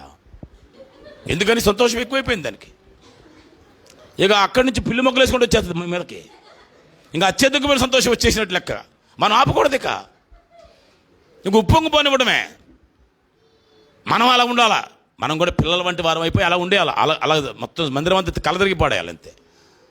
సంతోషంగా దేవుడు పరచబడుతుంటాడు. ఓ మై గాడ్, మనం ఎంత చిన్న పిల్లవైతే అంత మంచిది, అంత నిష్కపటంగా మనం ఉండగలుగుతాం. గట్టిగా స్తోత్రం చెప్పండి, హల్లెలూయా. నిష్కల్మషులు వాళ్ళు. సబ్జెక్టులోకి వస్తున్నాను. ఇక్కడ మీలో ఎవడైనా రోగి అయి ఉన్నాడా, అతడు సంఘపు పెద్దలను పిలిపించవలను. ఆ రోజుల్లో సంఘాలకి పెద్దలను పెట్టేవారు. అంటే వాళ్ళు పాస్టర్లే, ఎల్డర్స్ ఆఫ్ ద చర్చ్. పరిచారకులు వేరు, పెద్దలు వేరు, అధ్యక్షులు వేరు, అపోస్తలులు అపోస్తులు వేరు. సరే, ఆ సబ్జెక్ట్ ఇప్పుడు కాదు, టైం లేదు. అయితే మీకు ఎవరికైనా బాగోలేదుగా, మొదట ఏం చేయాలా? మీ పాస్టర్ గారిని పిలిపించండి. ఏం చేయాలా? అప్పుడు ఆయన వచ్చి చదవండి అక్కడి నుంచి. వారు ప్రభువు నామమున అతనికి నూనె రాచి అతని కొరకు ప్రార్థన చేయవలెను. అయిపోలేదమ్మా, అది ఆ చేసే ప్రార్థన విశ్వాస సహితమైన ప్రార్థన అయితే ఆ రోగి అక్కడే బాగుపడును. గట్టిగా స్తోత్రం చెప్పండి. అది విషయం. మీరు గమనించలేదో, ఈ యొక్క యాకోబు గారు ఇక్కడ 2 విషయాలు ప్రస్తావించాడు. మనందరం కూడా యేసుప్రభుని నమ్మకం ముందు రోగులము, పాపులము. బాగా వినండి, యేసుప్రభుని నమ్మకం ముందు మనందరం ఎవరు? రోగులము, పాపులము. యేసుప్రభు దగ్గరికి ఒక వ్యక్తిని తీసుకొస్తే ఏమన్నాడు యేసయ్య? కుమారుడా, నీ పాపములు క్షమించబడ్డాయా. ఇదేంటి, రోగం బాగు చేయమంటే పాపాలు క్షమించాడేంటినా అనుకున్నారు. దాని అర్థం ఏంటి? అతనికి వచ్చిన ఆ రోగము అతను చేసిన పాపం వల్ల వచ్చింది అని అర్థం. వీళ్ళు అనుకున్నారు. వెంటనే అన్నాడు, మనుష్య కుమారునికి ఈ లోకములో పాపములు క్షమించే అధికారము కలదు. యేసయ్యకు ఒక్కడికి అధికారం ఉంది. ఏ పాపనైనా క్షమించే, ఏ రోగినైనా స్వస్థపరిచే సర్వ అధికారము నా యేసుకు మాత్రమే ఉంది. రమాల సరాందరు క్షమామల మషబాబా. He is supreme. He can heal anybody and save anybody and forgive anybody, everybody. I want to lift my Jesus. యేసయ్య నేను పైకెత్తుతున్నా. నాలో ఆత్మ రగిలాడు. ఇప్పుడు గట్టిగా స్తోత్రం చెప్పండి. హల్లెలూయా. అప్పుడప్పుడు రగులుతుంటాడు ఆయన. రీకానా సమాంద టథామాన శరాబా. ప్రిల్లరా, ఆయనకు రోషం వస్తుంది. భూలోకంలో ఏ మనిషికి మనుషులు క్షమించే అధికారం లేదు. ఏ మనిషికి మనుషుల్ని రోగాల్ని బాగు చేసే అధికారం లేదు. కానీ యేసయ్యకు మాత్రమే ఉంది. స్తోత్రం, స్తోత్రం, స్తోత్రం, స్తోత్రం, స్తోత్రం. కనుక ఇప్పుడు ఏం చేయాలి? మనం లోకంలో ఉన్నప్పుడు యేసయ్యను నమ్ముకుని, యేసయ్య ద్వారా పాపక్షమాపణ పొందుకుని, యేసయ్య ద్వారా రోగ స్వస్థత పొందుకుని సంఘంలోకి వచ్చాం. సంఘంలోకి వచ్చాక కూడా యాకోబు ఎవరు రాస్తున్నాడు మాట? సంఘస్థులకే రాస్తున్నాడు. సంఘంలోకి వచ్చాక కూడా నీకు ఈ 2 దాపరిస్తాయి. నా మాట రిపీట్ చేస్తున్నా, ఈ 2 మళ్ళీ నీకు దాపరిస్తాయి. ఏ వచ్చినాయి? ఇక్కడ రాసిన లెక్కల ప్రకారం మీలో కొంతమంది సంఘములోకి వచ్చాక కూడా రోగులు అవుతారు. సంఘములోకి వచ్చాక కూడా మీలో కొంతమంది పాపులు అవుతారు. అసలు మీకు వచ్చిన రోగం ఏదో ఒక పాపం వల్లనే వచ్చింది. అంత ఓపెన్గా ఉందామా? నేను అలా అందరిలాడతాను కాదు. ఏంటంటే అలా అంటున్నారు నేనంటే ఏంటనుకున్నారు? నేను వాళ్ళకి నేను చాలా పర్ఫెక్ట్ అండి, నేను వాళ్ళ జోలికి వెళ్ళను, నేను బాగుంటాను అని అనుకుంటావు నువ్వు. అంటే ఏదన్నా నీకు బాధ వచ్చిందనుకో, కష్టం వచ్చిందనుకో, రోగం వచ్చిందనుకో, కప్పించుకుంటుంటావు. ఎంత ఓపెన్ అవ్వాలంటే, నువ్వు ట్రాన్స్పరెంట్ అవ్వాలంటే, నీకేదైనా వ్యాధి కానీ, బాధ కానీ, నొప్పి కానీ, కష్టం కానీ వస్తే అనుకో ఏదో ఆత్మీయమైన పాపం వల్ల వచ్చిందని అనుకో. నేను అనుకున్నా ఇప్పుడు నాకేదో పాపం ఉంది అందుకని నీకు వచ్చింది. ఒప్పుకుంటావా నువ్వు కూడా? ఏదో పాపం అంటే ఏదో సినిమాలు శిఖాలు చేయక్కర్లా. ఏమో ఆయనకు నచ్చింది ఏంటో మనకేం తెలుసు, అన్నీ నచ్చినట్టు అనుకుంటున్నాం. ఆయన నచ్చింది ఏం చేస్తున్నాము? ఆయన నచ్చింది ఏం చేసినా, ఆయన చిత్తం కాంతి ఏం చేసినా అది పాపమే. బైబిల్ ఎన్నో ఆధారాలు ఉన్నాయి. విశ్వాస మూలము కానిది ఏదో అది పాపము. నేను ఎంత చెప్పిన మాట నమ్మకపోతే అప్పుడు నేనవుతాను అవిశ్వాసం అవుతానుగా, అప్పుడు అది నాకు పాపం. నువ్వు వాక్యం వింటావు, జై జై జై బోలో అంటావు, కానీ మళ్ళీ నీ సమస్య వచ్చేటప్పటికి నువ్వు నమ్మవు, అది నీకు పాపము. అంటే మన జీవితాల్లో ఎన్ని ఆత్మీయ పాపాలు ఉన్నాయో తెలుసా? శరీర పాపాలు ఉండొచ్చు, ఉండకపోవచ్చు, కానీ ఆత్మీయ పాపాలు ఉన్నాయి చాలా. మేలైనది చేయనెరిగి ఉండియు మేలు చేయవు నువ్వు. చూస్తూ ఉంటావు, గుడ్లప్పగా చాలా చూస్తుంటావు, అంతే. మేలు చేయాలనిపించట్లే, నీకు పాపం కలుగుతుంది. బైబిల్లో ఎన్నో రకాల మాటలు ఉన్నాయి అలాగా. ఆజ్ఞాతిక్రమమే పాపం. ఆయన మాట వెనకపోవడమే అతిక్రమించడమే. అసలు అతి చేసే కదా ఇంత తెచ్చాడు. అవ్వమ్మ గారు దయవలన ఆదాముగా తెచ్చింది ఏంటమ్మా? అతి చేసే కదా. మీరు దేవతలు అయిపోతారా? ఓ దేవతలు అయిపోతారు, దేవతలు సైతాన్. ఆగా ఏంటి దేవతలు అంటే? మేము దేవుని పిల్లమయ్యా, దేవుని కుమారులం. మమ్మల్ని దేవతలు అవుతారు, తింటే దేవతలు అవుతారంటే దేవతలు ఎక్కువ అనుకున్నాం ఆనందా. ఈమెకి దేవతలు అయిపోయాలని పిచ్చెట్టుకుంది. ముందు పిచ్చంతా మీకే పట్టుకుంటుంది. అమ్మో, అసలు ముదురు పిచ్చ అంతా మీ దగ్గర ఉంటుంది. లేత పిచ్చ కాదు, ముదురు పిచ్చ మీది. మాదంతా లేత పిచ్చ. దేవునికి స్తోత్రం. పైన పిచ్చే కానీ మాది అసలు పిచ్చ మాది కాదమ్మా. ఏమయ్యో అయిపోదామండి, అలాగైపోదాం, వాళ్ళలాగైపోదాం, వీళ్ళలాగైపోదాం, అలా చేద్దాం, ఇలా చేద్దాం అని ఎన్ని చెప్తుంటావో నీ ఓరు వినలేక మనోడి చెప్పి చేసేస్తున్నాడు. ఆ తర్వాత కారు కాయలు కొట్టలేక చచ్చిపోతున్నాడు. నీ పేరు మీద అభూత కల్పనగా మారిపోతున్నాడు. విను బాగా దేవుని వాక్యాన్ని అర్థం చేసుకో. ఆజ్ఞాతిక్రమమే పాపం. అంటే ఇది పాపం అయితే పాపం వలన ఏమొస్తుంది? రోగం వచ్చేస్తుంది. మనలో ఏదైనా దేవునికి విరోధమైన పాపం వస్తే అది బయటికి ఎలా బయటపడితే రోగం కింద బయటపడుతుంది. నీకు కూడా చాలా రోగాలు వచ్చినాయి. ఒక్కొక్కరికి ఒక్కొక్కసారి ఒక్కొక్క రోగం వచ్చింది. మనందరికీ రకరకాల రోగాలు వచ్చినాయి. అది నీ అవిధేయతతో కూడిన ఏదో పాపం వల్లనే వచ్చిందని నమ్ము. అప్పుడేమన్నాడు ఇక్కడ ఆ పాస్టర్ గారు కానీ ఆ వచ్చిన వాళ్ళు కానీ, విశ్వాస సహితమైన ప్రార్థన చేస్తే నీ రోగము స్వస్థపడుతుంది. అతడు పాపము చేసిన వాడైతే అతడు పాప క్షమాపణ నొందును. చెప్పలు కూడా ఏం పడదాం. హల్లెలూయా. యేసయ్య ఎంత మంచోడండి. ఒక ఆప్షన్ ఇచ్చాడు. చర్చిలోకి వచ్చిన తర్వాత కూడా ఒకవేళ నువ్వు తెలిసి తెలవక పొరపాటున నయాను భయాను చిన్న చిన్న పొరపాట్లు, పాపాలు, దోషాలు, నేరాలు చేసి ఉంటే కూడా నేను తోసేయట్లేదు. బైబిల్ నీకు ఒక ఆప్షన్ ఇస్తుంది. ఏమని? దైవజనులు వచ్చి నీకు ప్రార్థన చేస్తే ఏమవుతావు? నువ్వు ఆ దైవజనులతో ఏకీభవిస్తే, ఒకవేళ నువ్వు పాపం చేసినా నీకు ఆ పాపంలో వచ్చి రోగం వచ్చినా రోగము పోతుందంట, పాపం కూడా పోతుందంట. అదే ఉంది. ఇంటికి బాగా చదువుకోండి. 16 వచ్చిందో చదువుకోండి. అతడు పాపం చేసిన వాడైతే క్షమాపణ పొందును. యేసయ్య మనం 2 సార్లు క్షమిస్తున్నాడు. లోకములో ఉన్నప్పుడు వాళ్ళందరినీ క్షమించాడు. లేకపోతే ఇక్కడ దాకా ఎందుకు వస్తామని మనం? లోకంలో యేసయ్య మనం క్షమించలా? మనకు అంత అర్థం కాలప్పుడు. కొంచెమే అర్థమైంది, కొంచెమే, పూర్తిగా అర్థం కాలేదు. కానీ మన యేసయ్య క్షమించాడు. ఎప్పుడు మనం అంటే ఆయనకి ఎంతో ఇష్టం. క్షమించుటకు మన యేసయ్య గురించి అందరూ 2 చేతులు పెట్టి చెప్పండి, ఒప్పుకుందామా? మన యేసయ్యకు ఏ మనసు ఉందంట? క్షమించుటకు సిద్ధమైన మనసు గలవాడు. ఒప్పుకోండి. దేవుడు కనపరుచుకోండి.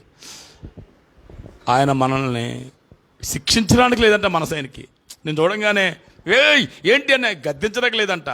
ఎన్నిసార్లు చెప్పిన ఏమేంటి అని నిన్ను బెదిరించడానికి ఇష్టం లేదంట. ఏముందంట మన మనసు ఆయనకి? నా బిడ్డ, నువ్వు తెలియక చేసావు, నాకు తెలుసు, అయినా నేను శిక్షించను. నేను అమ్మా, ఎవరు నేను శిక్షించలేదా? లేదండి. అయితే నేను కూడా నిన్ను వేసే మనసు అర్థమవుతుందా నీకు? నేను కూడా శిక్షించడానికి రాలేదమ్మా. ఆయన క్షమించడానికి వచ్చాడు, రక్షించడానికి వచ్చాడు. కనుక లోకంలో ఉన్నప్పుడు మనకు తెలిసేది కూడా సువార్తిని ఆయన దగ్గరికి ఆకర్షించబడుతున్నప్పుడు క్షమించేశాడు, స్వస్థపరిచేశాడు కూడా. ఇప్పుడు 2వ ఆప్షన్ ఇస్తున్నాడు. సంఘంలోకి వచ్చిన తర్వాత కూడా ఒకవేళ పొరపాటున కూడా నువ్వు ఏదైనా పాపం చేసినా, ఆ పాపంలో నీకు ఏదైనా రోగం వచ్చినా, ఎవరైనా ప్రార్థన చేస్తే ఏంటంటే దైవజనులు లేక ఎవరైనా విశ్వాస సహితమైన ప్రార్థన చేసేవాళ్ళు, అపనమ్మకంతో చేసేవాళ్ళు దైవజనులే ఉంటే లాభం లేదు. విశ్వాసమైన వాళ్ళు విశ్వాసులైనా పర్వాలేదు. ఎవరైనా నీ కొరకు విశ్వాస సహితం ప్రార్థన చేస్తే నువ్వు బాగుపడిపోతావు. గట్టిగా స్తోత్రం చెప్పండి. కొన్నిసార్లు మనం చాలామంది అభిప్రాయపడుతున్నాం. ఇంకా ప్రార్థన అంటే అస్తమానం పాస్టర్ గారు మాకు చేయాలనుకున్నాం. కాదు, మీరు కూడా పాస్టర్ గారి కోసం ప్రార్థన చేయాలి. పౌలు గారు ఎన్నిసార్లు రాశాడు?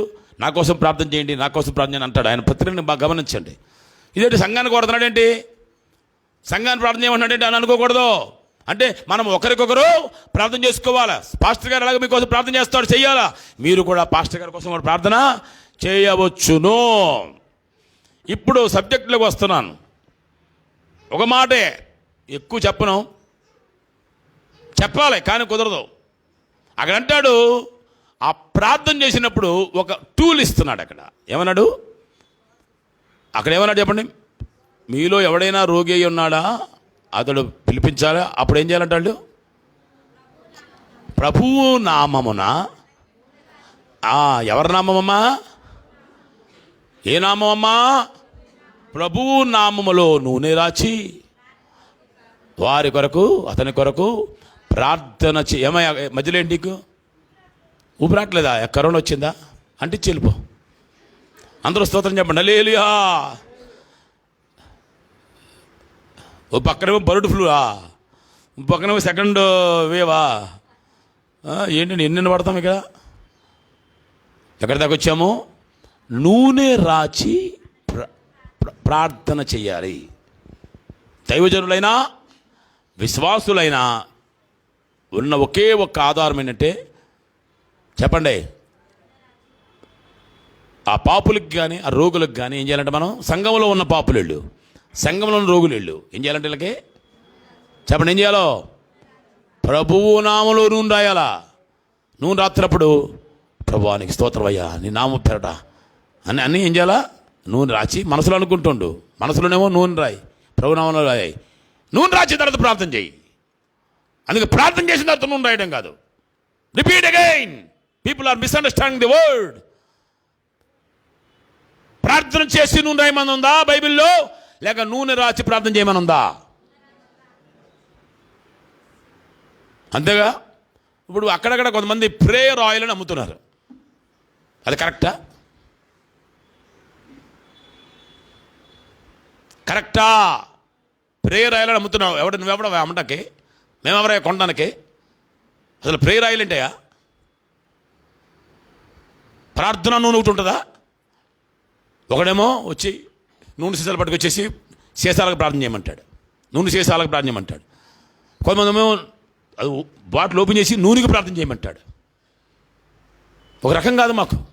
ఒకడు వచ్చి నూనె సీసా వచ్చి నా మీద వేసేయండి, నూనె పోసేయండి అంటున్నాడు. ఒకడు నూనె కాసి పోసేయండి అన్నట్టు పోసేమన్నాడు. నూనె పోసేయమన్నాడు ఒకడు, నూనె సీసాలకు ప్రార్థన చేయమన్నాడు ఒకడు, నూనెకు ప్రార్థన చేసేవాడు ఒకడు. తప్పుడు సిద్ధాంతాలు జరుగుతున్నాయి. I repeat again to all the viewers and pastors and healing speakers, what you are doing is wrong. According to the word, you are wrong. నువ్వు ఎంత మాత్రం కూడా నూనె సీసాలు అమ్మటానికి లేదు. నువ్వు అది ప్రేరాలని అని చెప్పడానికి వీల్లేదు. అది నూనెకి నూనె బాటిల్కి ప్రార్థన చేయడానికి లేదు. నూనె బాటిల్ అమ్మడానికి లేదు. నూనె పోసేయడానికి వీల్లేదు. నూనె రాసి ప్రార్థన చేయదుగాక. గట్టిగా స్తోత్రం చెప్పండి హల్లెలూయా. చేతులు చెప్పండి హల్లెలూయా. ఏం చేయాలా? నూనె రాసి. నూనెలో ఏమి లేదయ్యా. యేసు ప్రభు వారు భక్తుడు ఆధారం ఇచ్చాడు. ప్రార్థనలో ఉంది శక్తి. ఎందులో ఉందమ్మా? నూనెలో లేదు. నూనె రాసేం అయిపోయింది. ఇప్పుడు ఎవరైనా వచ్చాడనుకో నూనె రాసి ఇలా సిలువేసామనుకో, రాసి తర్వాత ప్రార్థన చెయ్యి. ఏమని? ప్రభువా ఈ పాపిని ఈ రోగిని క్షమించండి అయ్యా, స్వస్థపరచండి అయ్యా అని మనం అడిగితే వాడు స్వస్థపడతాడంట. విశ్వాసంతో అడగాలి సుమా. అనుమానంగా వీడు ఏంటో బాబో దేవుడిని నమ్ముకున్నా కూడా ఇలా రోగం వచ్చింది, వీడికి ఎన్ని పాపాలు ఉన్నాయో, ఎందుకు వచ్చింది నన్ను ప్రార్థన చేయమంటారండి రా బాబో, వీడికి పాపం పోదో అని అనుమానంగా అటు చూసి ఇటు చూసి చేసామనుకో ఆడు అటే పోతాడు. ఇంకా మంచం మీద దిగడం. ఇంకా నీ దయ వల్ల ఆడు లేచి బతికి బట్ట కట్టడం అని ఇంకా అసంభవము. నువ్వు అనుమానంతో చేసే ప్రార్థన వల్ల ప్రాణాలు లేచిపోతాయి తప్ప, సాల్తీలు గల్లంత అయిపోతున్నాయి తప్ప వాళ్ళు మళ్ళీ మందిరానికి వచ్చే అవకాశం కనపట్ల. ఏం చేద్దాం అమ్మ? ఇక్కడి నుంచి ఏం చేద్దాం చెప్పండి ఏం చేద్దాం? పోనీ నేను చెప్పండి. మీ దగ్గర ఏ నూనె ఉంటే అనే నూనె, దానికోసం ప్రార్థన నూనె అని సెపరేట్గా ఏమి ఉండదు అక్కడ. బైబిల్లో చెప్పట్లేదు. మా దగ్గర ప్రేరలు రాసుకుంటారు, ఇసురు కొట్టేస్తారు మళ్ళీ. జాగ్రత్త. నీ ఇంట్లోనో నా ఇంట్లోనో ఇసురు కొట్టాడు ఎవరైనా తెచ్చాను సరే తీసేయి. దేవునికి విరోధమైన పనులు మానేయి. ఏ నూనె ఉంటే ఆ నూనె ఆ టైంకి ఉంటే అది రాసేసి, ప్రభువా నేను నమ్ముతున్నానయ్యా, మీరు అన్నారు కనుక మీ మాటను బట్టి ఇతను క్షమించండి అయ్యా, ఇతను స్వస్థపరచండి అంటే ఆడు బాగుపడిపోతాడు. చెప్పలు కొట్టి దేవుని హేంపరచండి హల్లెలూయా. Oh my God, thank you Jesus. ప్రేమ వల్ల పరిశుద్ధాత్మ దేవుడు ఎందుకు ఈ లైవ్ ప్రోగ్రామ్ ఇచ్చాడు తెలుసా? నన్ను ఎందుకు ఇలా కూర్చోబెట్టాడు తెలుసా? ఇక వరుస పెట్టి కరెక్షన్ చేసి ఇక ఏకి పారేయమంటున్నాడు అంతే. ఒకసారి ఓ పక్కన మనల్ని సరి చేసుకుంటూ ఇంకో పక్కన అందరు సరి చేయడమే. సరి రారు మీకెవరు అని ఆయన గురించి పాడడం కాదు, అసలు సరి చేసేయాలి మిమ్మల్ని. మనందరం సరి అయిపోవాలా. చెప్పండి, నేను సరి అయిపోవాలి అనండి. ఇలాగా అనండి, నేను సరి అయిపోవాలా. చాలా మాట్లాడలా నాకేమైంది అన్నట్టు చూస్తున్నావు. అలా అనుకుంటమే ఒక దెయ్యం అది. నాకేమైంది, నేను అన్నింటిలో కరెక్ట్గా ఉన్నాను అనుకున్నావే, నువ్వు ఆన్లైన్లో చూసి వీళ్ళకంటే బాగున్నా అనుకున్నావు, అదొక పెద్ద దెయ్యం. నీకు మనుషులు చూపిస్తుంది దెయ్యం, ఏసైని చూపించట్లా. ఏసైని చూస్తే నిన్ను చూచిన వారి ముఖములెన్నడు సిగ్గుపడవని ఎరిగి తినయ్యా. అదొకటి. ఇంకోటి ఉంది, దేవా నీ ముఖ కాంతిలో నా రహస్య పాపాలు నాకు కనబడుతున్నాయ్యా. కనుక మనందరి జీవితాల్లో మనం ఎవరో పర్ఫెక్ట్ కాలా, రోజు రోజుకి ప్రయత్నం చేస్తున్నాం, సంపూర్ణ అవ్వడానికి ప్రయత్నం చేస్తున్నాం. ఎబ్రీ పత్రిక చెప్పండి 6వ అధ్యాయం ప్రకారం సంపూర్ణంలో కూడా సాగిపోతున్నాం. కనుక మనం ఏమవ్వాలా, ఎప్పటికప్పుడు మనల్ని మనం బేరు చేసుకోవాలా. నేను అలాడదాను కదా, ఇలాడదాను కదా, ఆలాడదాను కదా, ఇలాడదాను కదా అని అంటే నువ్వు ఒక పెద్ద పరిసయ్యురాలివే. పరిసయ్యులు ఎప్పుడు ఏళ్ళని చెప్తాడు. దేవుని వైపు చూడు. When you look at Jesus, look at to Jesus, author and finisher of our faith. నీ జీవితం నీకు కనపడుతుంది, నా జీవితం నాకు కనపడుతుంది. అప్పుడు మన కోసం ఎవరైనా ప్రార్థన చేస్తే, ఇప్పుడు మీరందరూ కూడా ఈ విశ్వాస సహితం ప్రార్థన ఉంటే ఆశీర్వాదం అయిపోయిన వెంటనే ఇక్కడ నూనె ఉంటే నూనె తెచ్చిన కాలికి ప్రార్థన చేసేయాలి. ఎవరికైనా అధికారం ఇచ్చేస్తున్నాను నేను. విశ్వాస సహితం ప్రార్థన అయితే, అవిశ్వాసంతో వచ్చారంటే లేని పొంది నాకు ఇంకో కాలు కూడా ఎఫెక్ట్ అయిపోద్ది మీ దయ వల్ల. ఇప్పుడు ఉదాహరణతో పడలేసి వస్తున్నాను. అలాంటి అవిశ్వాసాలు రాకండి, అసలు అవిశ్వాసం కలిగి ఉండకండి. విశ్వాస సహితమైన ప్రార్థన అండర్లైన్ చేసుకోండి. అక్కడ ఏ ప్రార్థన? విశ్వాస సహితమైన ప్రార్థన, ఫెయిత్ఫుల్ ప్రేయర్ మనకు ఉండాలి. ఎస్, కాన్ఫిడెంట్ ఉండాలి. నేను ప్రార్థన చేస్తే బాగుపడతారు, నేను ప్రార్థన చేస్తే స్వస్థపడతారు, నేను ప్రార్థన చేస్తే క్షమించబడతారు. నువ్వు అలా పాత్రగా వాడబడాలి. మన చేతిలో ఒక పాత్రగా ఒదిగిపోయి వాడబడాలని కోరిక ఉండాలి. ఖాళీగా వచ్చి ఇని పోతున్నావు.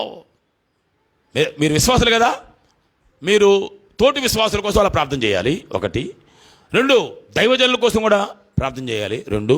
3, మీ చుట్టుపక్కల ఉన్న ఇంటి పక్కన ఇలాగ అన్యులు ఉంటారే, యేసుని నమ్మి నమ్మకుండా నామకార్థంగా ఉంటారే క్రైస్తవులు, వాళ్ళ కోసం కూడా నూనె రాచి మీరు ప్రార్థన చేయాలి. చెప్పడం కూడా దేవుని మహిమపరుద్దాం. హల్లెలూయా.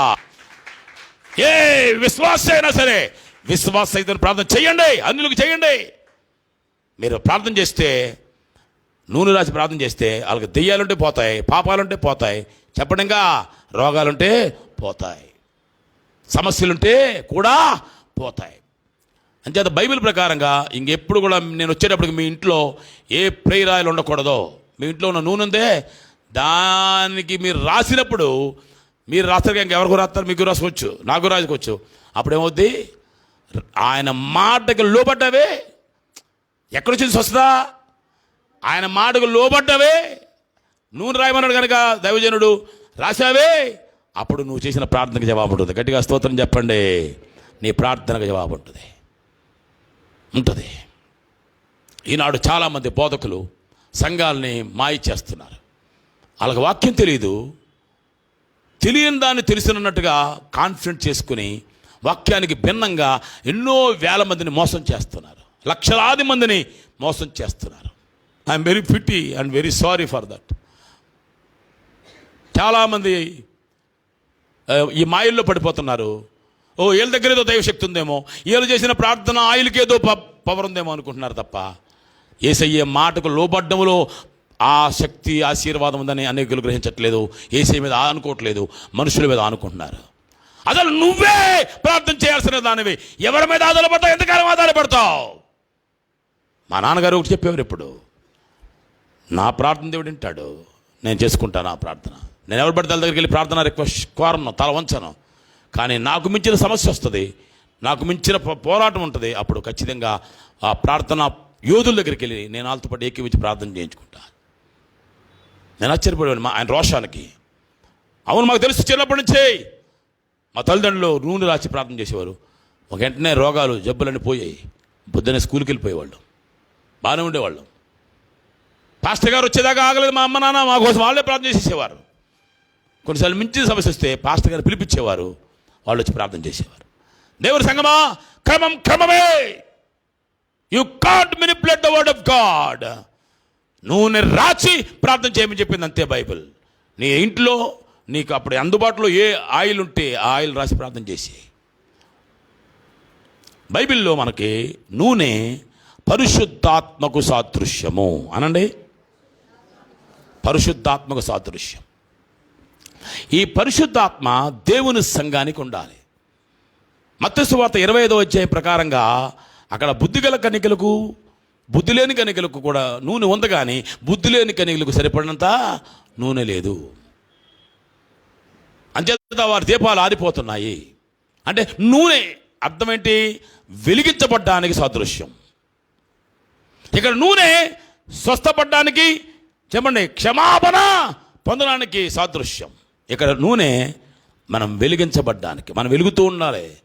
యేసుప్రభు వచ్చేస్తుంటే ఆరిపోయిన దివిటీలు వెలగాలి, అందరూ ఆత్మతో నిండాలి.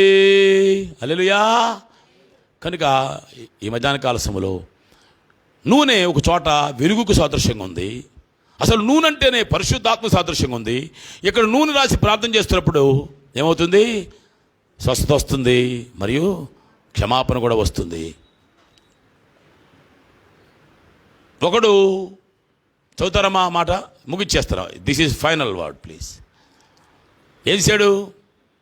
సమరయుడు రాకముందు లేవీయుడు, చెప్పలేడమ్మా, లేవీయుడు యాజకుడు చూసి వెళ్ళిపోయారు. యేసుప్రభు ఉపమానం చెప్తున్నాడు అక్కడ. ఎవడు నీ పొరుగువాడు అని అంటాడు ఒకడు. అక్కడ తెరవండి, లూకాసు వార్తలు ఉంటుంది, అది పట్టుకోండి. అప్పుడు యేసుప్రభు వారు చెప్పిన ఉపమానంలో ఆ యొక్క వ్యక్తికి ఆడు రోడ్డును పడున్నాడమ్మా. ఎక్కడ పడున్నాడమ్మా? చదవండి. అది ఎక్కడున్నాడు అతను?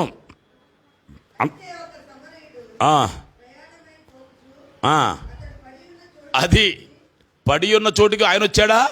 ఈడెళ్ళాడా? ఆయనే వచ్చాడు. యేసయ్య మన దగ్గరికి వస్తాడు. ప్రియులారా, యేసయ్య మన దగ్గరికి వస్తాడు. నువ్వు ఎక్కడ పడి ఉన్నావో అక్కడికి వస్తాడు. వచ్చి పడి ఉన్న చోటుకు వచ్చి ఏం చేశాడమ్మా? అతనిని చూచి జాలిపడి దగ్గరకు పోయి, ఆమేన్ చెప్పండి. యేసయ్యకి హల్లెలూయా. ఏమైందమ్మా ఆయనకి? నూనె ద్రాక్షరసపడికి ఏమైంది? గాయాలున్నాయా? అనారోగ్యం ఉందా? అస్వస్థత ఉందా? ఆ పైన మీరు చదివారు. అతను అక్కడ ఎందుకు పడి ఉన్నాడు? కొర ప్రాణం ఎందుకు ఉన్నాడంటే దొంగల చేతిలో చిక్కుకొని. అమ్మా, సంఘంలోకి వచ్చిన తర్వాత కూడా కొన్నిసార్లు నువ్వు యెరూషలేములో నుంచి యెరికోకు ప్రయాణం చేసే ప్రమాదం ఉంది. అసలు మనం ఏం చేస్తున్నాం? యెరికోలో నుంచి యెరూషలేము ప్రయాణం చేస్తున్నాం.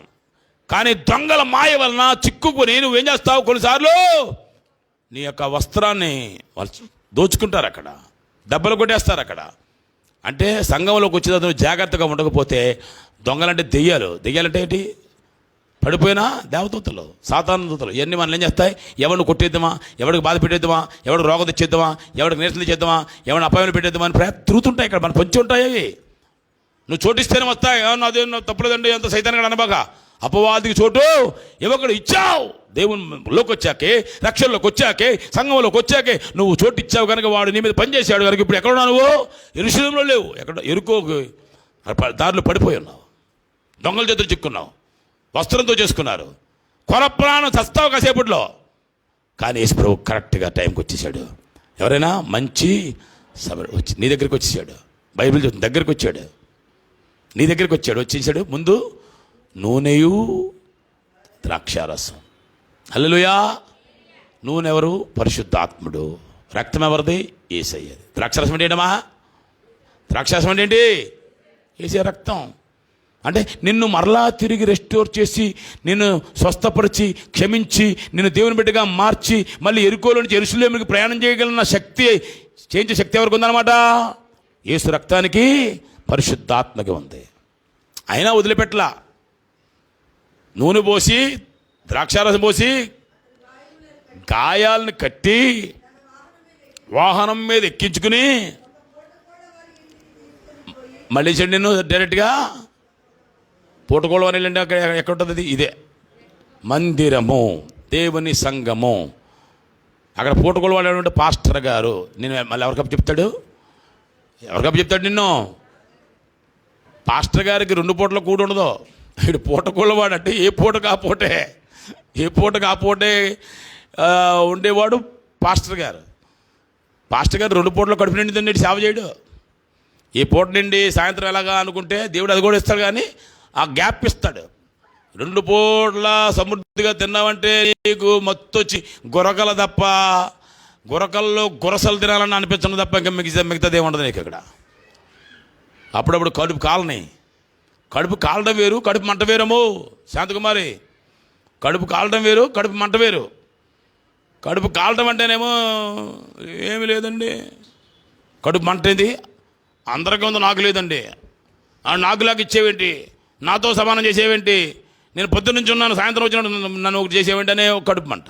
ఈ 2 మనకు ఉండకుండాను గాక. ప్రభువు మంచోడు, ఎప్పటికప్పుడు మనకి సమయోచిత సహాయం చేస్తున్నాడు. ముగించేస్తున్నాను. ఈ మధ్యాహ్నం నిన్ను పూట కూళ్ళవన్నట్లు పెట్టాడు. ఎప్పుడు కూడా నువ్వు ఒక పాస్టర్ గారికి సంరక్షణలో ఉండాలి. You should have local church and local temple and local pastor. ఎక్కడ పడితే అక్కడ తెరవబాక. ఏమంటే 1000 మంది ఉన్నారు, చాలామంది వాళ్ళు ఎక్కడెక్కడ చనిపోయిన దగ్గర వచ్చారు. అసలు వాళ్ళ ఊరేంటో పేరేంటో నీకు తెలదు, వాళ్ళు ఎందుకు వచ్చారు ఎందుకు పోయారు నీకు తెలియదు. మరి నేను 1000 మందికి 1,00,000 మంది సంఘానికి పాస్టర్ అంటే ఎలా చలామణి అవుతుంది? పేరున డూ యు నో దెమ్? ఏసైకి అందరూ తెలుసు, నీకు తెలుసా? ఒక 100 మంది దాటిన తర్వాత ఇంకో మనమైన మనుషులమే, వి కాంట్ రికగ్నైజ్ ఎవ్రీబడి. ఒక 100 మంది దాటిన తర్వాత కొంతవరకు కెపాసిటీ ఉంటే 1000 వరకు మనం చూడగలమేమో, కానీ ఆ తర్వాత అందరినీ మనం పట్టించుకోలేము. వాక్య ప్రకారంగా 20,000 మంది అయిన తర్వాత సంఘం స్కాటర్ అయింది. తెలుసా మీకు? యెరూషలేము సంఘానికి ఏమొచ్చింది? శ్రమ వచ్చింది. ఆ సంఘం స్కాటర్ అయ్యి ఆ సంఘం ఏమవ్వాలి? యేసుప్రభువు చెప్పిన ప్రకారంగా మీరు యెరూషలేములోను యూదయలోను సమరయలోను బూది గంతల వరకు సాక్షులుగా ఉండంటే ఈ 20,000 మంది ఎక్కడికి వచ్చేది హల్లెలూయా స్తుతి మహిమ ఎల్లా ఏంటే ఎక్కడే ఊగిపోతున్నావు? వాయిద్యాలు కొట్టేసుకుని గిటార్లు ఊపేసి ఎక్కడెక్కడ తందనాలు ఆడుతున్నావు. దేవుడు ఒకసారి నేను గట్టిగా కొడతాడు, చెదరగొడతాడు, నేను ఎక్కడికో తీసుకెళ్తాడు. ఈ సంఘాన్ని, సంఘంలో ఉన్నవారిని అక్కడికి తీసుకెళ్ళి ఎక్కడెక్కడో సాక్షులుగా వాడుకుంటాడు. మనల్ని కూడా వాడుకుంటాడు. దేవదేవుని యొక్క చిత్త ప్రకారంగా ఈ రోజు నుంచి వాక్య ప్రకారంగా మీరు కూడా సిద్ధం కండి, నడుం కట్టుకోండి. ఎవరికి నూనె రాద్దామా? నూనె రాసి ప్రార్థన చేద్దామా? ప్రార్థన చేసి నూనె రాయకండి, ఆ నూనెకి ప్రాధాన్యత ఇవ్వకండి. నూనె రాసేసి ప్రార్థన చేస్తూ మనందరం కూడా అనేకులు దేవుని నమ్ముకున్న వాళ్ళు, దేవుని నమ్ముకోని వాళ్ళు కూడా క్షమాపణ పొందడానికి, రక్షణ పొందడానికి కారుకులుగా పరిశుద్ధాత్మ దేవుడు మనందరినీ వాడుకొనుగాక. కన్ను మూసుకోండి, ప్రార్థన చేసుకుందాం. ఈ మధ్యాహ్న కాల సమయంలో దేవుని సంగమా, సార్వత్రిక సంగమా, పరిశుద్ధాత్మ దేవుడు నీతో మాట్లాడుతున్నాడు. నీ జీవితంలో ఏదో ఒకటి చేసేయాలనుకోక, చేసేది ప్రతిదీ కూడా వాక్య ప్రకారంగా ఉండాలని అనుకో. వాక్య ప్రకారంగా నీ జీవితాన్ని మలచుకో. ప్రభువా, నా జీవితంలో ఎవరో చేసినా ప్రార్థన చేసిన ఆయన నేను రాసుకోవడం ఏంటయ్యా? నేనే నూనె రాసి ఈ రోజు నుంచి ప్రార్థన చేస్తా, దైవజనులకు చేస్తా, విశ్వాసాలు చేస్తా, అన్యులకు కూడా చేస్తా అని నడుము కట్టుకుని మనందరం కూడా దేవుని పనిలో దేవుని చేతులు వాడబడడానికి పరిశుద్ధాత్మ దేవుడు సహాయం చేయనుగాక. దయచేసి ఎవరైనా ఒకరు చిన్న ప్రార్థన చేయండి త్వరగా.